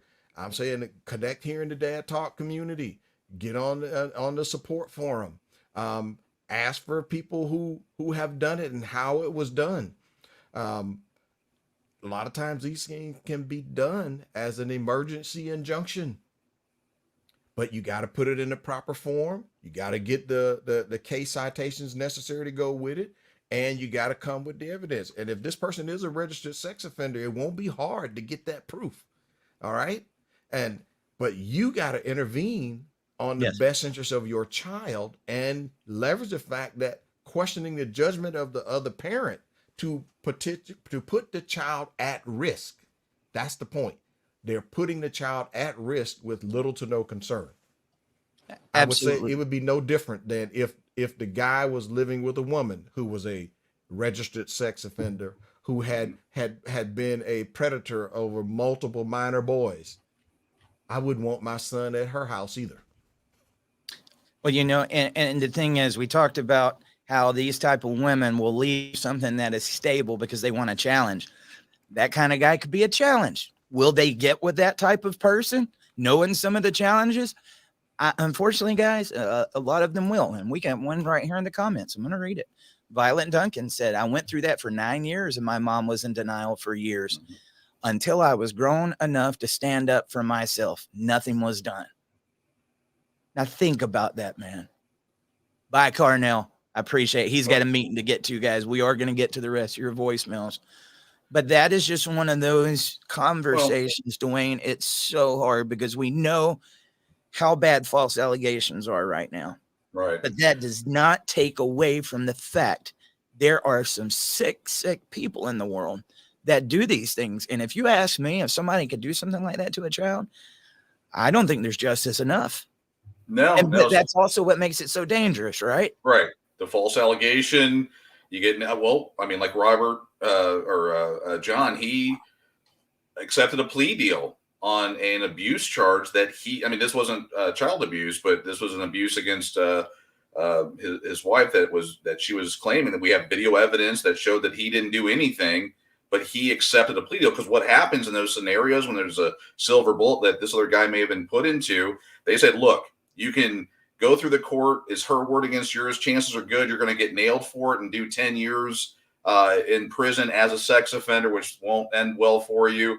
Or we can go ahead and have you plead guilty, get a year probation, and then you'll be on the list and all that, but you won't do jail time, and scare these guys into doing it. That's a possibility. Or he's an actual piece of garbage. And he is one. Easiest way to do this, get a hold of your state's registry for sex offenders. Every state has one, free, and get that information. And if you have it, you've got to make the decisions as a parent what's in the best interest of your child. If you've got her living with a registered sex offender, actually, if you have a divorce decree, there should be language in there that talks about that they can't be, if they're with a registered sex offender, they have to notify you, and there's other repercussions there. But I mean, if it was me personally, I wouldn't let my kid go back over there. It'd have to be supervised visitation or something like that. I wouldn't take the chance. The damage to that child is too great. And I know it's not a good situation, but that's where I'd be personally. So there's flaws in every bit of that. I knew a boy growing up. He wasn't 100% mentally retarded. Oh, I remember. But he was kind of like what they call mildly challenged. Mm-hmm. Well, when he was, I might get the ages wrong, but I know the girl was of age. He was like 20 and she was 18. They had consensual sex. Right. And because she was mildly retarded too, when it went to court, they said she's got a brain capacity of a 12-year-old. Right. He got put in prison for 7 years for a girl that wanted to do this with him. And she even went to the court and said, I wanted it too. We did it. So both of them had these mental challenges. But when the dad pressed it in court, he did 7 years. And so the only reason I bring this up is now he is on the registered sex offender list. And people aren't going to look into the details on that. They're just going to see that and say, man, you better get the hell away. And I watched it happen to somebody. I think there needs to be a list, but this system has so many flaws and kinks, man.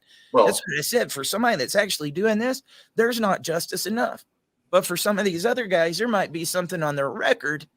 And it makes me, think like when we was down in Arlington, Texas, dude, there was a lot of those kids that were out there. It was like, man, we got something on our record when we was younger. Like I had a dime bag of weed or something like that, or I was selling a nick or something like that in the neighborhood. And a lot of us did a lot of similar things when we were younger guys. Some of us didn't get caught. Some of us did. But they're one of the ones that got caught. It got on their record, and it keeps them from getting jobs and all kinds of stuff for the rest of their life. There's some of these things that we need to have some type of system where they can be investigated into a little bit more. It's not just cut and dry. You know what I mean? Well, and it's the state funding, but I'll do you one better. I mean, just to throw this to go full, left field on it. Guy knew in high school, growing up, won't say his name because he's had enough done to him, I'm sure at this point. But him and his buddies were out drinking, whatever, and they went to an elementary school. They were just out, in the neighborhood, whatever. And the guy felt the call of nature. So he dropped trout, took a whiz on school property. Now, it wasn't like I'm pissing on the school. I've seen that one too. I've seen it. Anyway, the cops busted him. And since he exposed himself at like 2 a.m. on a Saturday on school property, he had to register as a sex offender for like 30 years or something. His life was over. Dude, he didn't It get a happens. charge, but I had a guy I was working with. He was like 70 years old. And the only reason he was still working is because he had a wife at home with dementia that he had to take care of and make sure she had care all throughout the day. And he was also diabetic. And when he got out at work one day, he was driving a truck out in the middle of nowhere. He had to pee. So he went to pee. They saw that. They suspended him from work because the man went out there and had to call a nature. Yeah. There's and because of how dangerous some of this stuff has become, some of these guys pick up charges that don't fit the crime. Oh yeah. Right. But again, I want to be super duper careful, because if this gentleman has a baby's mom that's got with somebody like this and that's what's going on, I would say, look, we are not attorneys. We're not experts or anything like that. So and we say that and saying, don't take any legal advice from us, because we're not giving legal advice. We're just friends that are talking. Right. If I was you, I would do my homework. I would make sure I knew the story, what's going on. And until that can be told to you, we might need to have an emergency like Carnell was talking about and say, hey, I don't feel comfortable with this. What's going on? And I think that is a reasonable request that anybody should listen to. Because nobody should think that their child is around a child molester. Nobody. Yeah. Because you know what? A lot of times that's when it happens. Yeah. Right. And if they did it once, they'll do it again. Yeah, the percentages are off the charts for the intimate family abuse of single parents by their significant other, the stepdad, boyfriend. And that's what I said. I've seen both sides. Yeah. Dude, when I was going to church with my dad, another case. The family was not fully retarded, but they had, mild mental challenges, special ed. Right. Yeah. And we had this girl when she was 11 years old. She got sick. She got so sick, man. She never went anywhere but home. And they took her to doctor after doctor, and nobody could find out what was going on with her. And finally, her mom said, we're going to stay at the hospital until they tell us what's going on. They ran every test they could on this girl. Doctor came in and said, look, we've looked at everything we can. And there's only one thing that comes up, and we don't believe it. Mom said, what is it? I said, she's pregnant. Mom said, there is no way. She does not leave me or her father's side. There's no way. He's like, we need to know everywhere this girl has went to.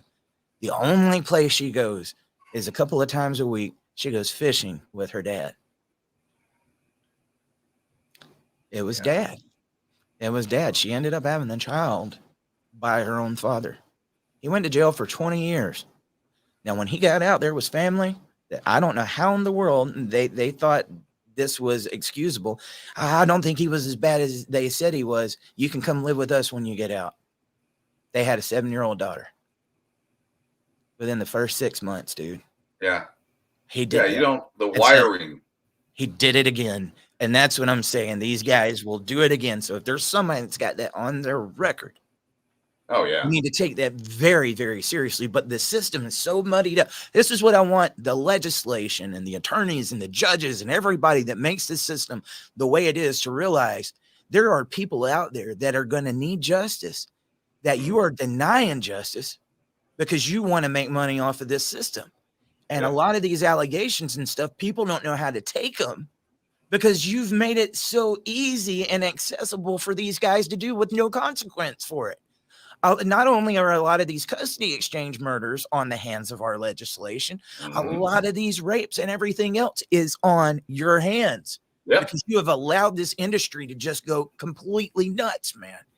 And this is sick. This is sick, dude. Beyond to me, sick. That is almost as bad as a murder. Yeah. Sometimes maybe even worse, because even if these people live, the trauma that they have to deal with, if you're a victim of that. And I say this as a victim. I went through that when I was a kid. Yeah. I've been through it. Yeah. 1 in 6 men before the age of 25 have been victims of sexual abuse. When do you hear people talk about that, Dwayne? You hear it talked about for girls, but 1 in 6 men before the age of 25 will be victims of sexual abuse. And it's just as sickening when it happens to a boy as when it happens to a girl. But we don't I want you to look at, dude, we can go down that rabbit hole. I don't even like going in that area. But brother, I pray for you. Do your homework. Find out. you have reason to be upset. Find out, do what Carnell was talking about, man. And I hope you find out something, brother.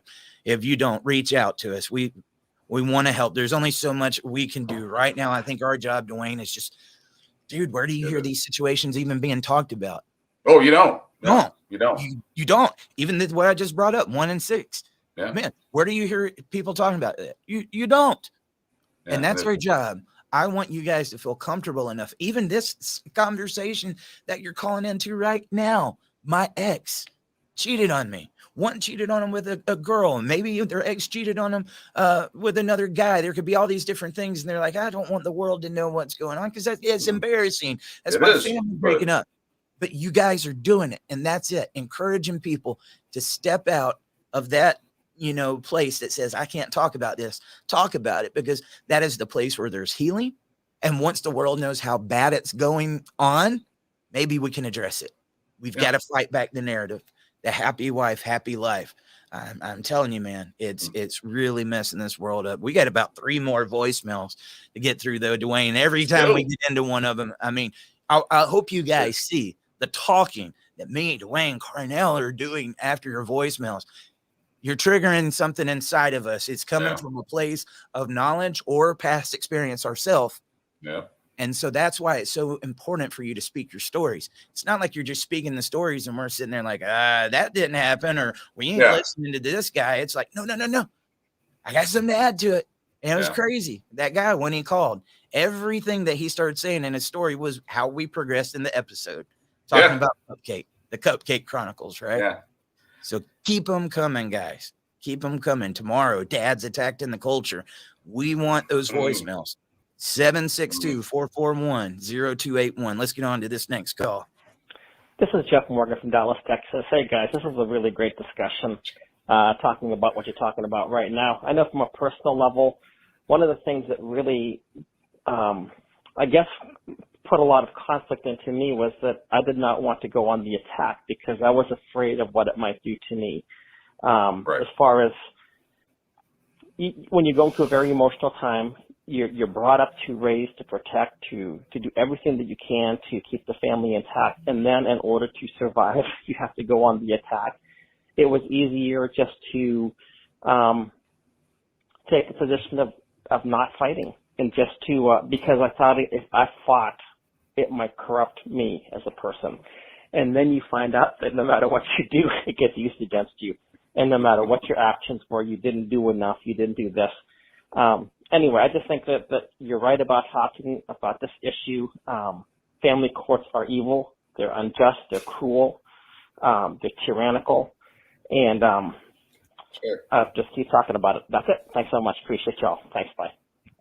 Now, how many times have we said in the past month when talking about these issues, one of the things, if you've been through this, that you desire, especially as we get older, Dwayne, we just want peace, man. Just want peace. We just want peace. And so when this conflict comes, we'll try to do what we can to minimize the conflict, thinking that we're going to get peace. Sometimes peace could be the blue pill, because there's going to be times that you're going to have to fight, because if you don't fight for yourself, nobody's going to fight for you.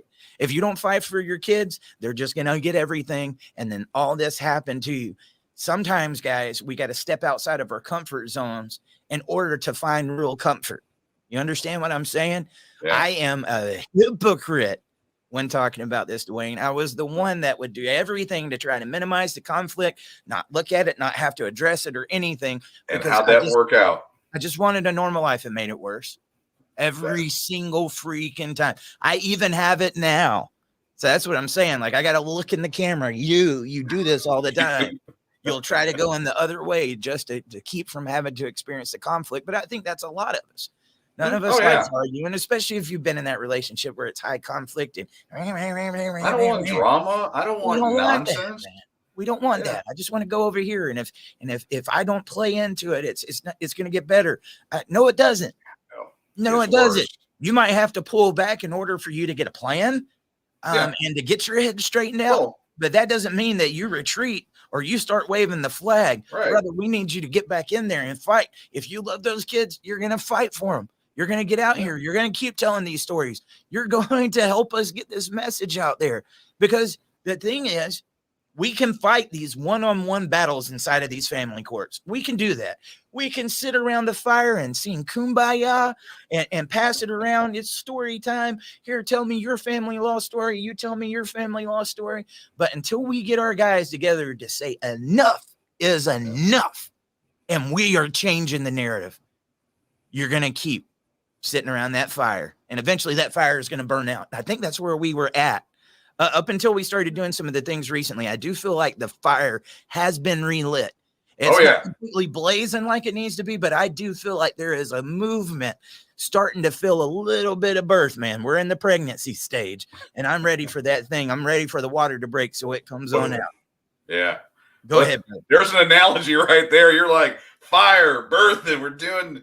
Yeah, no, I mean, I would say definitely over the last weeks, months. I know in you've had like reignited. You're like on fire. You're, sending texts at 2 a.m. Dude, I had a great idea. Let's hey, I'm sorry for that, by the way. It's all good. It's good to have that because I've been in, dealing with it for 8, 9, 10, whatever years myself in different areas. And you get beat down and you know what the movement and what all that can be, but then you don't have people lock into arms with you and move, and you just get so wore out. I mean, I get jazzed seeing all these people on, comments that gets it. Like, I'm not alone in this thing.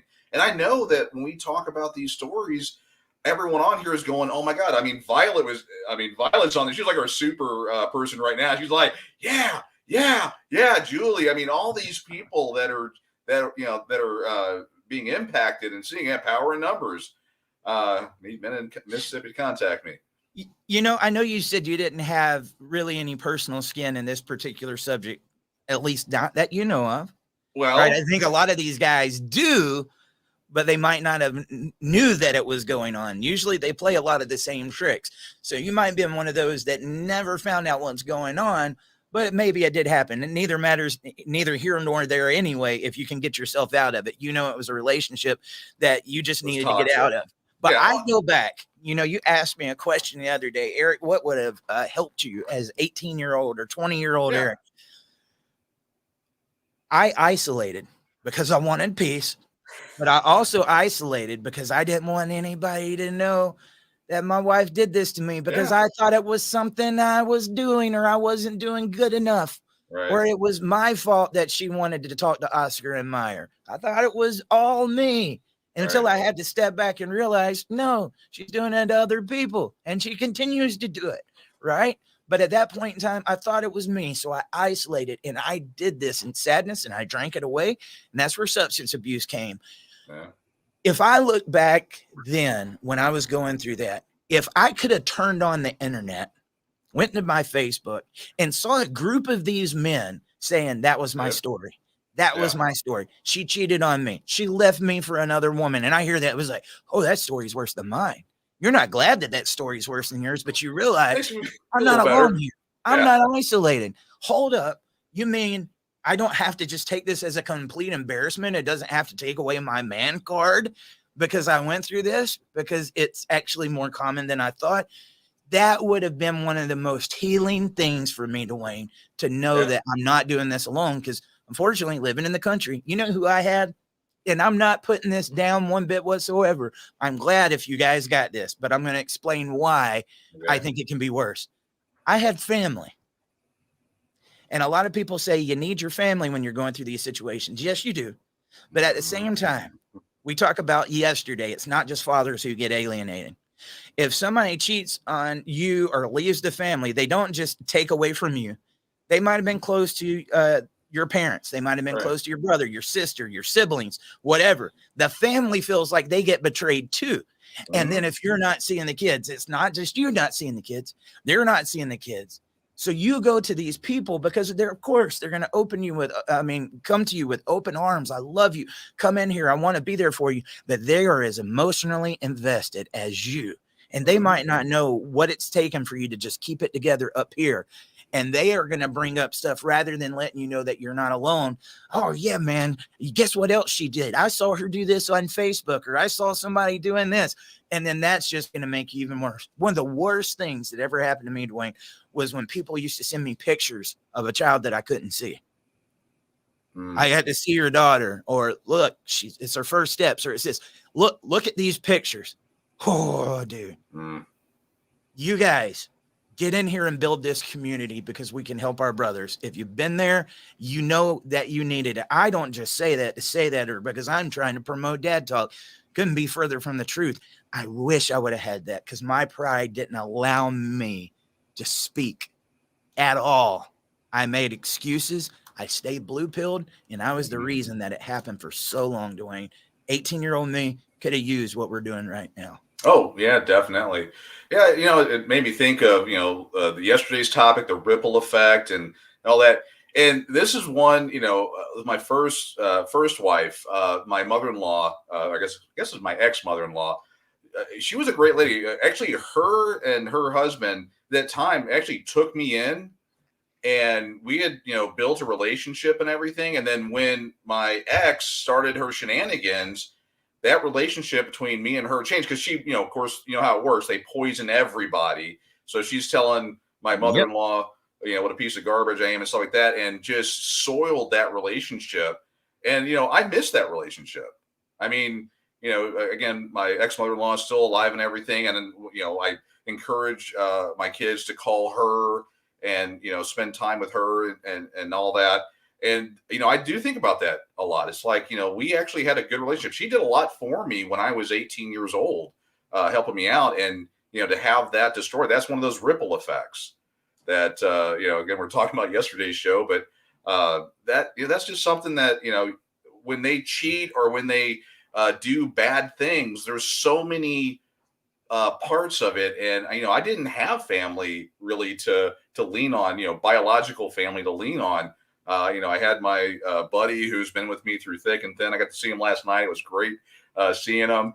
But having that support structure and all those things, it was just it was great. I mean, I enjoyed it, and I know I get it, man.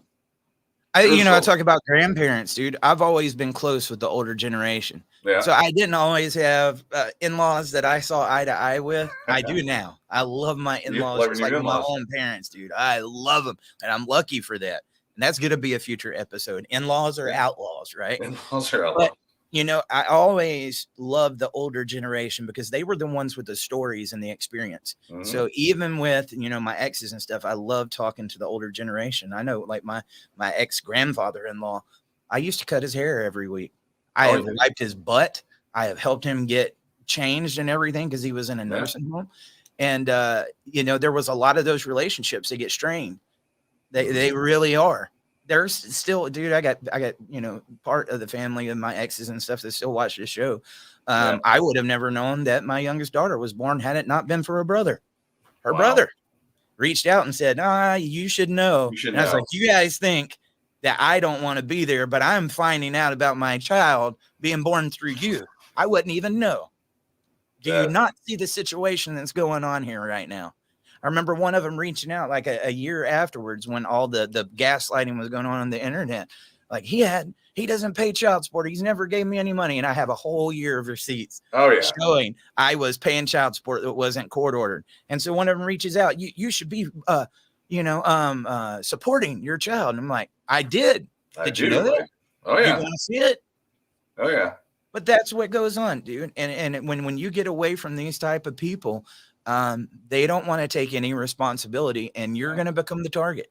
And I think this is just one of the avenues where false allegations start coming in. And like I said, I feel like the movement is starting to get a little bit of birth because every time we start going in that area, we're like, oh, we got a whole big subject around that, right? So we're going to circle back to some of these guys. At least you can see they're all intertwined. Yeah, we know what you're feeling, dude. Let Cornell. Well, the wife left me for kids and a new man. There's so many ones, but there's one that I remember, and it was before I was, where my at the time wife was doing her shenanigans big time. But he and I worked together, and he reached out to me, and he's like, I think something's going on with my wife. And he was working 3 jobs. He worked his primary 8-hour job in technology. He delivered newspapers at 3 a.m. And then he worked at another place after the normal job. I mean, and he worked like 6-7 days a week. He was doing everything he could. And his wife was at the time was, I think, like working part-time at a Walmart or whatever, doing stocking shelves and everything. But he's like, Dwayne, I think something, I can't put my finger on it. And I'm a technology guy. So I'm like, So I gave him a tracker for the keyboard. Again, this is like 15 years ago. So a keyboard tracker. So we showed him how to install it, did the whole thing. And then he comes back to me about a month later and sends me all the texts and everything that's going on. He's just like, oh my God, what do I do? I had no idea. I had no idea where to send them. I didn't have that. He had that personal experience. And I'm like, man, dude, that sucks. I didn't know what to tell him. Well, that's why our experiences are so important that we share with other people. We can't sit here doing story time the whole time, but I think there is a very big need for it right now to show people how big of the issue it is. But because I didn't go through it doesn't mean that we've got people here that they're saying that's my story. I mean, dude, like I said, I never went through false allegations and I didn't want to touch it in the beginning. And then I started seeing all these different guys. And I promise you, I got no shortage of people saying that they went through false allegations that can share stories or paternity fraud. I was telling Cornell about that yesterday after we got off the show. I said, I never knew how big of a issue paternity fraud was until after you came on several episodes. I thought it was probably just one or two, little tiny problem. He was talking about, I think it was Jamaica. He was saying 70% of that nation, paternity fraud victims. Yeah. Oh, yeah. Paternity fraud. Oh, my God, dude.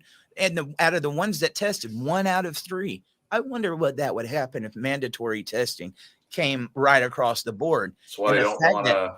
That's why they don't want it. Well, the fact that 1 in 3 is happening right now, is that not enough to prompt, hey, we need to do something here. There's people not getting their medical history. They're not knowing their lineage. There's people that are being hurt, fathers and kids, and that these people have that type of mentality that they can do that and not hurt anybody. There's always going to be somebody that has had that experience. And so I beg you guys, when you see this stuff coming out, share your experience. And I'm getting back to the voicemails. We got 2 more. You'd be proud of me, Dwayne. I got to get off of here. But my wife bought a brisket. She wants me to make a Texas brisket, and it's on the it's on the spit right now. Yeah.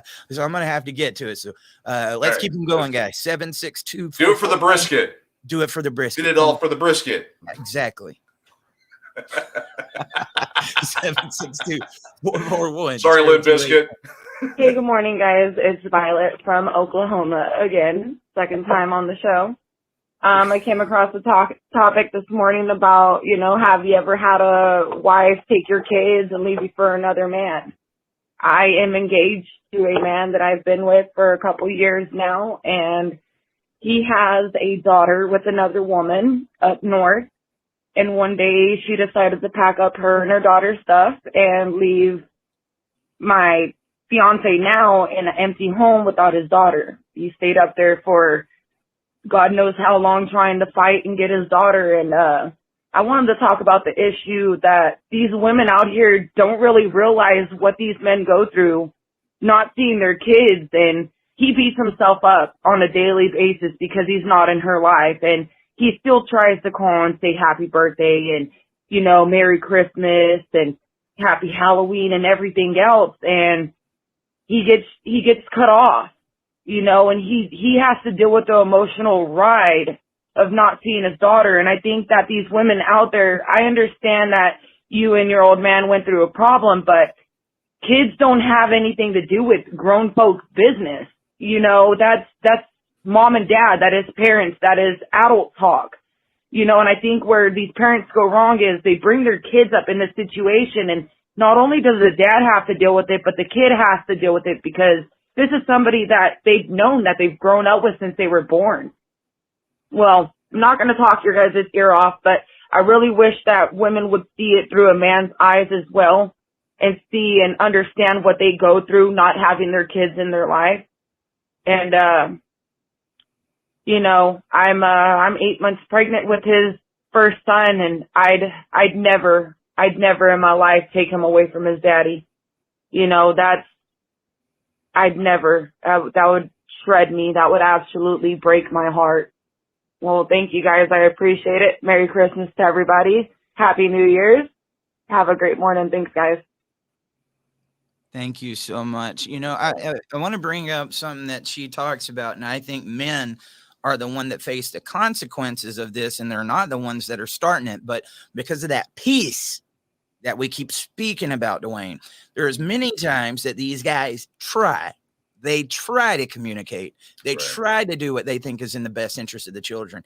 And they are met by this woman that makes it a living hell. They will make it about everything else besides what does the kid need? When can I see the kid? Or whatever, because they got the control. So he has to go to her. And what ends up happening, it's like you're telling this guy to go talk to Satan. Do you think that Satan's going to let you through the gates of heaven? No, he's not. He wants you to come through the gates of hell, right?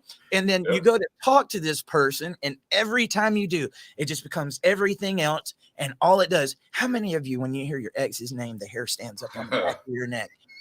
We know that if you've been through one of those relationships, and as cliche as it is, what was the old thing? It feels like walking on eggshells. I've had those days where I would try to find something at work just because I was afraid to get home because I knew what was going to happen. If I say hey to them, they're going to get mad because I didn't say it the right way. Or if I don't say hey, they're going to get mad no matter what you do. And that's what happens. This is who that person has to communicate with. There was probably a reason that they broke up in the first place, because the communication wasn't there.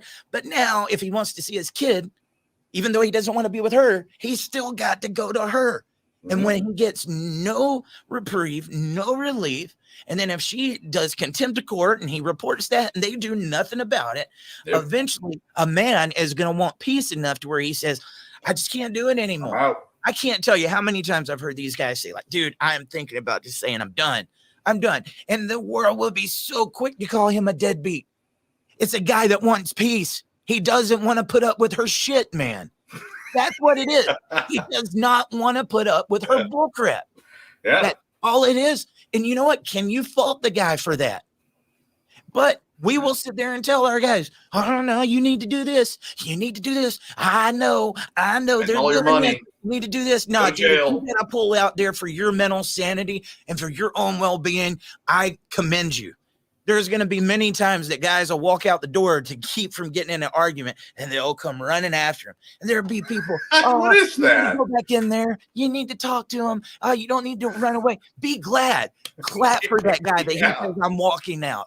And if he does not want to put up with that bullcrap on the telephone or end up at a custody exchange where one of these guys are getting shot and the police could care less about that, there is a reason he is withdrawing. And the world doesn't care about his reasoning for why he withdraws. They just want to know why they aren't getting the money and why he's not feeding the system more. You want him to go to attorneys. You want him to go to this system. But guess what happens there? Those attorneys don't decrease that conflict. They make it even more because it makes billable hours.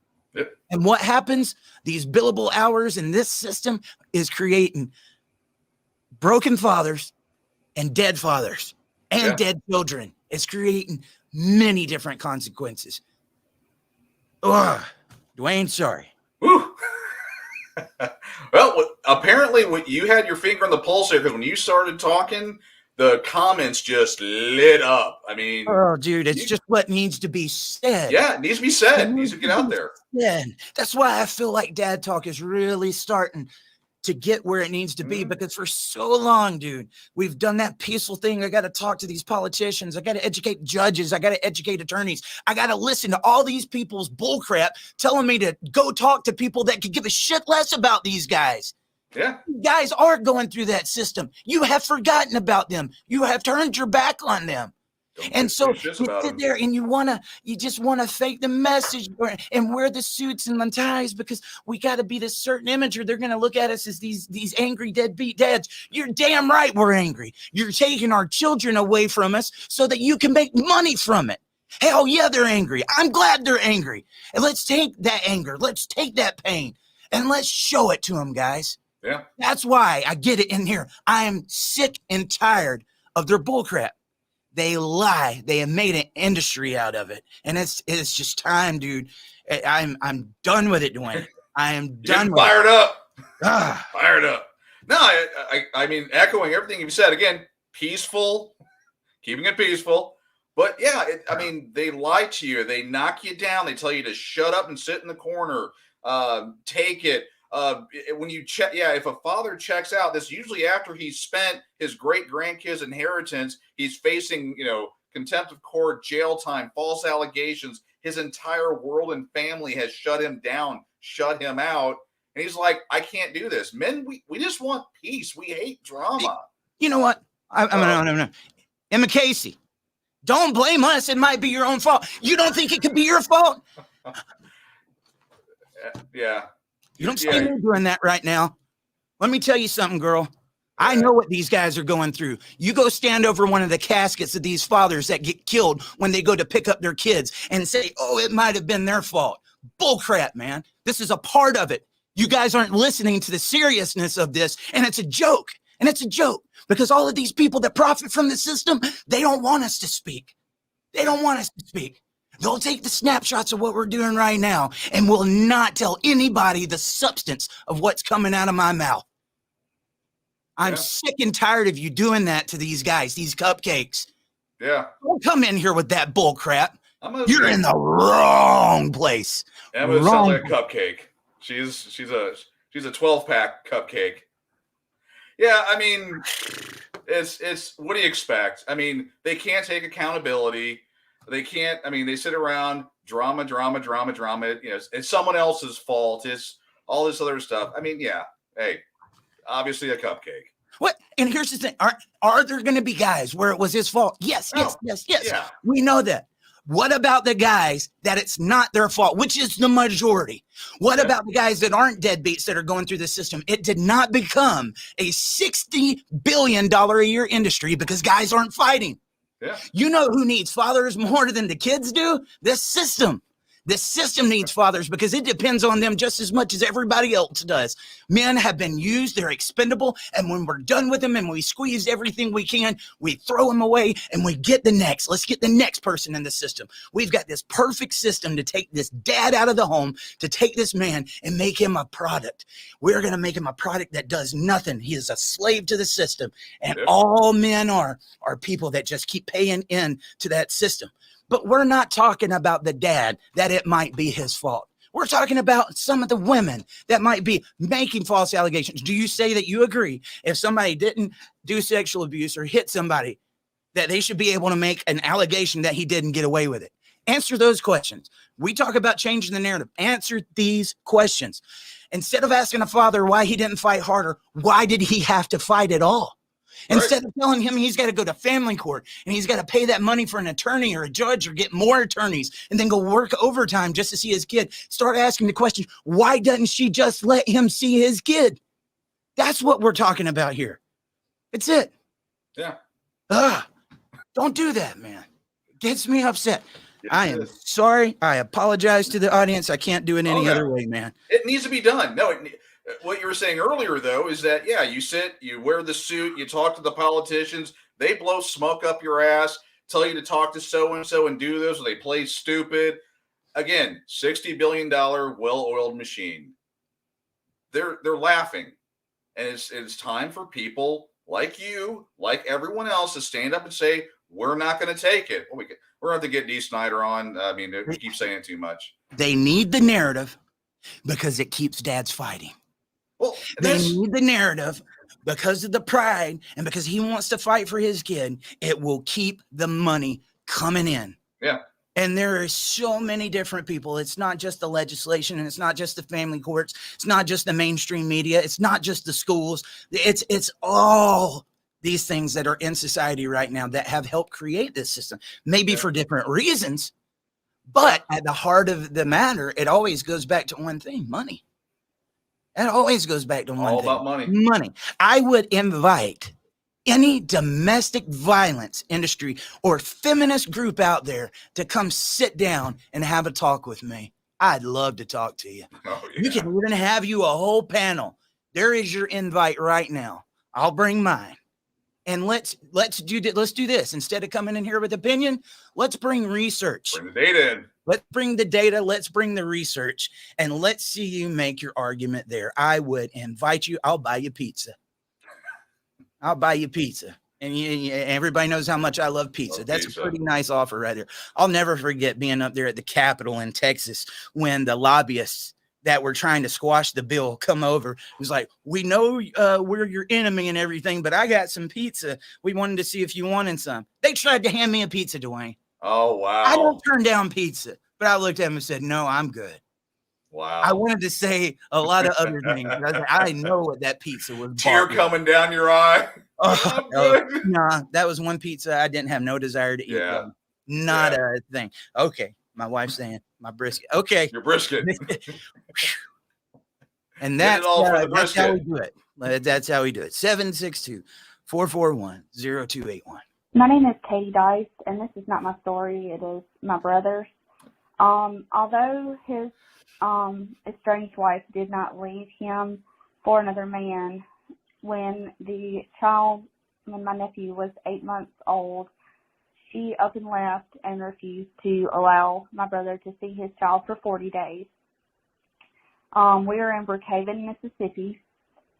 When going to court, we did everything that, is recommended, played by the rules, didn't try to take the child from her, didn't cause a stink. The court did not care that she kept the child from him for 40 days. There was no slap on the wrist. There was nothing said to her at all. In Mississippi, especially in Lincoln County, they are still following tender years guidelines. So what my brother was given was every Tuesday and Thursday from roughly 7 a.m. to 5 p.m. That may not be the exact times. It may be a 30-minute, somewhere in there. And then every other Sunday from roughly 7 a.m. to 5 p.m. So he got 2 days on one week and 3 days on the next. He was not allowed overnight visits until the child turned 1 year old. And that was about 4 months after she left. So at that point, he got one overnight visit a month. There's also, I'm working on getting a Mississippi movement going because this has also happened to me and my husband in a different manner. And I've now come into contact with multiple men that it's happening to here in Mississippi. There is one man that lives on the Gulf Coast that also taking place here in Lincoln County was given tender years after finding out that he was having a child with his ex 4 hours before delivery occurred. He was given 2 4-hour visits a month with ultimately a newborn. In both of these cases, the women are very reluctant to work with them. They very much use the power that the court's given, and they are not co-parenting or doing what's in the best interest of the child at all. That's a little bit of the story. If you'd like to know more, feel free to inbox me. My name on Facebook is Katie Nettles Dice. My name is. Thank you, Katie. I do appreciate that. I think this is a good place to say, look, ladies, if he doesn't want you, that doesn't mean he doesn't want his kid. Yeah. And that you don't have to like him. But every time you use that kid to go back at him, you're actually hurting the kid.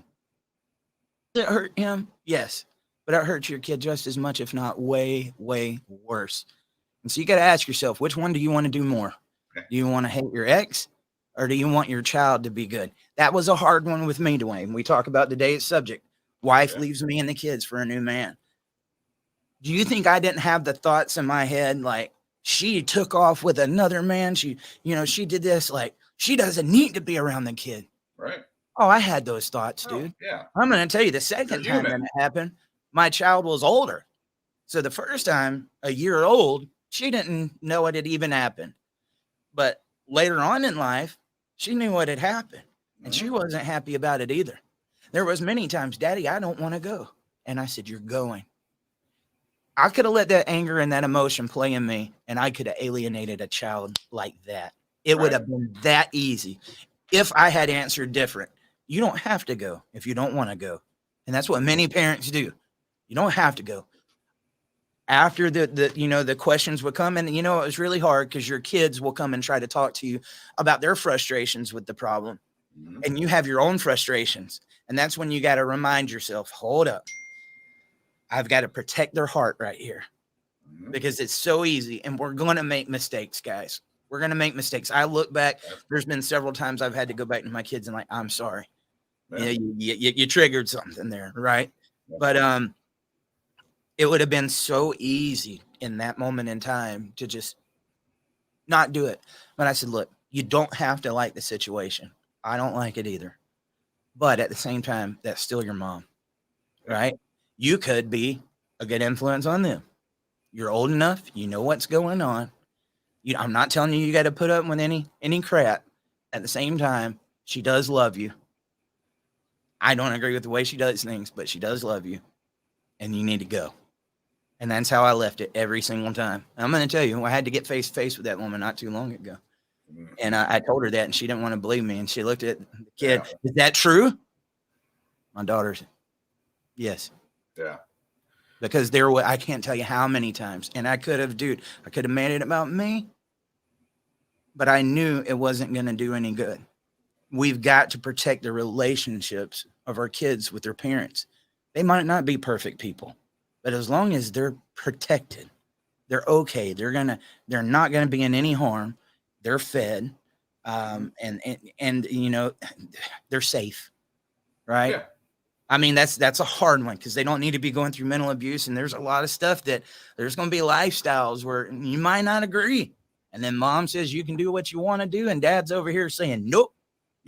And then mom, the same one that you try to encourage the relationship for, the second they get what's called a wedge issue that Dwayne from Dad Surviving Divorce talks about, check out his channel, great guy. But it's the second they get a wedge issue, like, I'll give you what you want.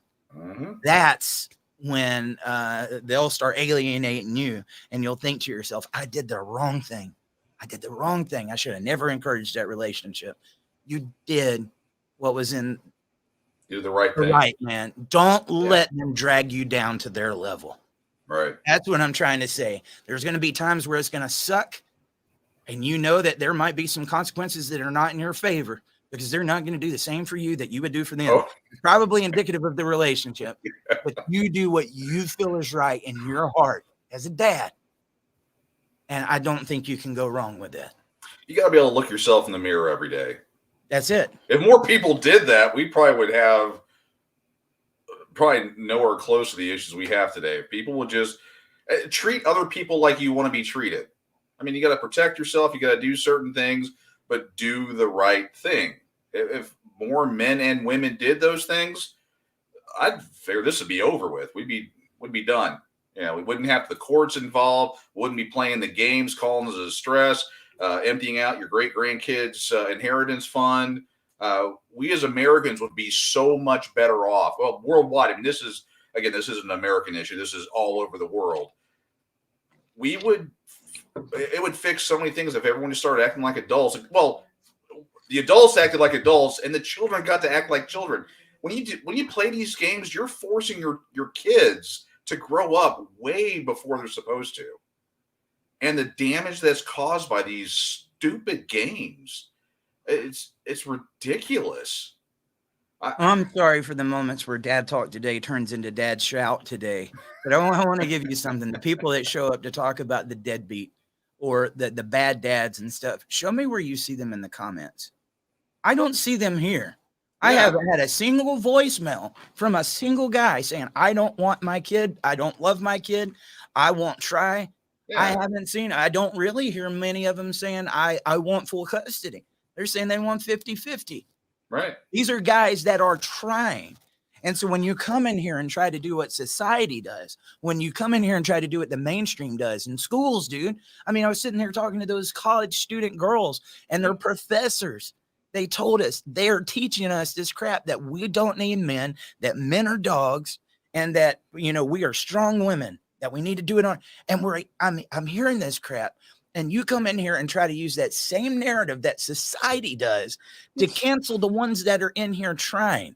It's You that are an crap alien. that You're they making do, the like- false allegations. That is Yeah. the same type of person that would make false allegations and do this because you have no sympathy for anybody outside of your own situation. Or how about the ones that show up? That wasn't my case. Yeah. Thank you for canceling everybody else because you say your That's case right. is different. I'm going to tell you the reason you get gaslit on that so much almost makes me think like, I wonder if that case was different. But those are the ones I'm just talking to myself. They do. And that happens all the time. It's like, 70 to 80% of all divorces are initiated by women. There's domestic violence is committed more times by women than men. Then they always go, well, that's not all women, or that's not all. Oh, we're not talking about them. Those people aren't showing up here. That's the People are showing cancel up here. culture. Yeah, that's the cancel culture. But the thing is, I mean, that person, I don't even want to give her any more credit or whatever. But that's what you're dealing with. Those people out there. She's probably that person doing it, and she's trying to get some type of justification or whatever, or to where she can sleep at night or look herself in the mirror. She's probably is doing these things, and probably came to check it out. I would invite her to come on. Talk about the lady from Texas that said I was a cupcake. I used the system. I alienated my child from their dad. And dude, she will cry her eyes out when she talks about this because she realized what she did. Yeah. It's not like we talk about these issues and somebody's going to say, oh my God, I've done that. I need to stop. Thank you for showing me the error of my ways. No, they dig their toes into the sand even not more. All women. And so, which makes it even more important for you guys to get in here and back up what we're saying. If this is your case, I'm not telling you to back up something that you don't have personal experience in. If you've got personal experience in it, if you are relating to what we're saying, let them know. Oh, and the ladies in here, they went after. I mean, the ladies in here went after that person. Oh, and of course. Look in the comments. Yeah, I mean, bravo to the. There's a lot of red pill women out there. Thank you. Oh, yes. Let's go. And we know that it's not all women. We get it, but the ones that we're talking about in here. I mean, a lot of good women that do that. Wait, you won't read that one. Got Mrs. Ward weighing in. But I mean, we're not talking about those. We're not talking about those people. We're talking about the good dads, the good moms, the good stepmoms, the good stepdads, the ones that are trying to do what's best for the children. When we comment and make statements, we're not saying about the people that actually, that leave. They go get a pack of cigarettes and leave for no reason, or the Chads or the Karens. We're not talking about them. We're talking about the good parents. We're gonna have to eat some cupcakes on air. Yeah, you know what? Like the food. The food. Yeah, we're not that channel. Dude, I got myself in a conundrum when I was talking about that earlier.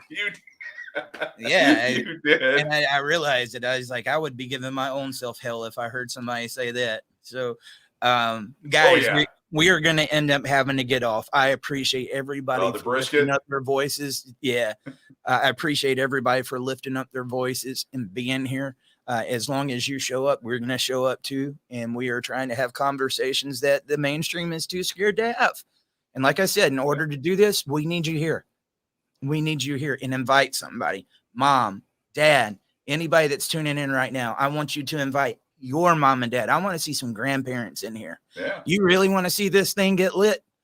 Get some grandparents in here. Get the aunts, get the uncles, get the siblings. We want to hear from them all, but especially grandma and grandpa, because I believe they play a very critical role in this movement, believe it or not. I do. And I think that's one thing that's missing. I don't know why there hasn't ever. I mean, yes, there's going to be, dude. There's pages out there for parental alienation for every ethnicity, every gender. Yeah, but I would like them here to interact and show their part of the story too. Because when it's always just one side of the family, there's another side of the family that's being left out. And maybe that's a different angle to come at tomorrow. How dads are attacked in culture. That's going to be a big one. We're probably going to run out of time on that one too, but we want to hear what you've got to say. How do you feel like dads and men have been attacked in culture when it comes to media, when it comes to schools, when it comes to anything out there, family courts, especially? Give us a call, 762-441-0281. Again, that's 762-441-0281. He said, speak loud. It's time. Are you guys okay with me doing that? People lit up in a positive way. It's not fake. I don't realize that I've done it until like I say the last word and I look in the screen and I'm like, shoot, like we did it. But you did it. I'm tired of holding back, man. Yeah. This is who I've always been. You hadn't seen that in the past just because I felt again like there was this presence that we had to make in order to get these legislators and these different people to listen to us. Screw that, They're dude. not listening. No, they're not listening anyway. So what you're about to get now is real. What you're about to get now is real, and we're going to highlight and spotlight the stories that you didn't want us to. And I'm going to tell you, again, that's another protection we have from you guys. The more people that are watching this, the less they can attack it. They're going to try to attack it, but we need you here because they don't just allow this to go there. Like, again, like I said, without digging the toes in the sand. I can expect many tricks. The more that you get louder, so are they. They're not just going to sit back. We need you. We need you more than ever. If you can support this show, you got Venmo, Cash App, Dad Talk Today, no spaces, patreon.com/Dad Talk Today, where you can make a monthly contribution towards Dad Talk. You can also do that on Facebook. Membership benefits. It's right there beside your emojis. You can do that on YouTube. I'm waiting for somebody to get some of them YouTube memberships so you can see all of these little special emoticons that I've been bringing up on the show. They're red pill, DNA test, Title 4D reform, all of these. Anyway, there's lots of those things. It's little ways that you can help the show. When we're on, your stars, they help. If you're on Facebook, be sending the stars. If you're on YouTube, send the super chats. If you see what's going on in this show, we take what you give and we put right back, man. I'm looking at trying to upgrade this show to a level that it's never been done before. And we're just getting back in the game, right? I feel like I've been out of the game for about 3 years, Dwayne. Once I started going the political route and trying to change this with legislation, I feel like I became another person. Yep. And a lot of what was on my mind, I didn't get to say. And guys, I had to go through that season. I had to see how they act because everybody was saying, this is the way you do it. This is the way you do it. Then I realized I'm doing the same thing that everybody before me did. And where did that get them? Nowhere. I'm not doing that. Yeah. It's going to take a new approach. Somebody might say, well, don't reinvent the wheel. Right now, the wheel might need to be reinvented because it hasn't gotten us much of anywhere, right? We need some roadside assistance, guys. All right. Yeah, you like those punnies. Good stuff. All right, man. We'll be back at it at 10 o'clock a.m. 8 o'clock tonight, we'll have the replay there on Facebook. We might start, if YouTube is okay with this, because our viewers are now getting used to seeing us at 10 o'clock in the morning. Might start doing that replay on YouTube at 8 o'clock at night. That way we can make sure that people are off of work, right? And then the next day they can watch it when they're at work and stuff. But invite a friend. Get it out there any way you can. And we're going to do the same. Dwayne, got any closing remarks? No, I think we nailed it this time. It was a great show. Can't wait till tomorrow's topic. I mean, I love having everyone in the chat. You guys keeping it lively and showing us that we're on the right track. I mean, I think that says a lot right there. I mean, if it was crickets in there, maybe that's not. But no, I mean, everyone getting lit up, the shares. We talked about the stars and what they did and getting it out to a couple 100,000 people. And I mean, the message is getting out there. Obviously, we're not going to get there without y'all. Jump in there, invite a friend, invite an enemy. If you've always wanted to talk to your Aunt Karen that's a feminazi, bring her in. I'd love to talk to her. Does it make you look at Marcy different on Married with Children? Wasn't that her name? The neighbor? The neighbor, yeah, Marcy, yeah. Was she like the King Karen? She was my ex-wife's sister was like her actual name is Karen. I'm talking about on TV. On TV though, oh god, yeah, we'll have to come up with some of the Karens and amount of Marcy, maybe. I don't know. Well, she was okay. She had a simp boyfriend. Why are you going to do that? Why are you going to do the stereotypes? Why are you going to make the names? Because they've done it towards us. And I think the only way to change the narrative sometimes might be to fight fire with fire, right? Yeah. Not that any of us want. Most of the guys that are here just want to be dads. They don't want to be doing any of this. They don't want to be tuning into this show. This isn't something they look forward to every day because they just want to complain. They just want to be dads. But the narrative against them is there. And they even show up in the middle of all these guys talking and then try to make them who they want them to be. That's what false allegations do. You see all these guys that are fighting, all these struggles and trials, and then, not my baby daddy. This ain't true. This ain't true. Well, thank you for trying to make false allegations towards the whole community. That's what it seems like sometimes, right? Yeah. Well, we're not letting the tricks happen, guys. I promise you. If you haven't seen that by now, well, we need these, the guys and the girls, because I've seen it over the last month or so. Guys that were quiet, now they're getting loud and proud, and the girls same way. They're like, yeah. I mean, think about it. We got to get loud and proud too, man. Maybe yeah. we've been a little bit too reserved. Let's get in there. I don't know, having people like that wouldn't normally say anything. I mean, for the ladies on here, they were probably, oh, should I talk to these crazy dads? They're like, no, this is a safe space. I can say, because again, they're with their girlfriends, and they're going to go, no, dads are important too, because we're all going, oh my God, your husband's such a dork, blah, blah, blah, blah. They're afraid to say something. They're like, I finally got in a community where I can start saying what I feel. Red-pilled women, you make the rockin' world go round. All right, guys, on that note, we'll see you tomorrow.